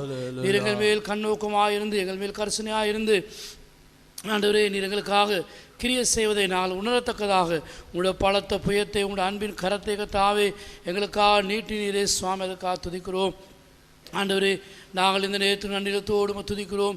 எங்கள் மேல் பாராட்டு அன்புக்காக எங்களுக்கு செய்வதான கிரியலுக்காக துதிக்கிறோம்.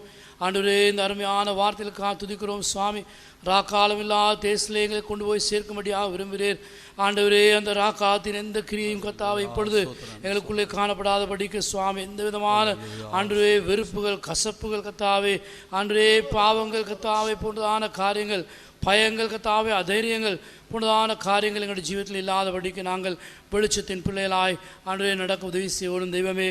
ஆண்டவரே சொன்னதை போல நான் பிதாவுக்கு பிரியமாக இருக்கிறபடினால் அவர் ஒருபோதும் என்னை தனிமையாக விடவில்லை என்று சொன்ன பிரகாரம் நீர் எங்களோடு கூட எப்பொழுதும் இருந்து ஒவ்வொரு நிமிஷமும் உம்முடைய சமூகத்தை தந்து எங்களை ஆதரித்து ஆண்டவரே தைரியப்படுத்தி வழிநடத்துகிறீர் சுவாமி. ஆனாலும் காலங்கள் உண்டு தெய்வமே. அந்த காலங்களில் நாங்கள் எப்படியாக ஜீவிக்க வேண்டும் என்றும் உம்முடைய பாதத்தை ஒழிய வேறொன்றும் எங்களுக்கு இல்லை என்பதை நாங்கள் அறியத்தக்கதாக சுவாமி கர்த்தாவே இப்பொழுது சொல்லிக் கொடுத்தான வார்த்தைகளுக்காக துதிக்கிறோம்.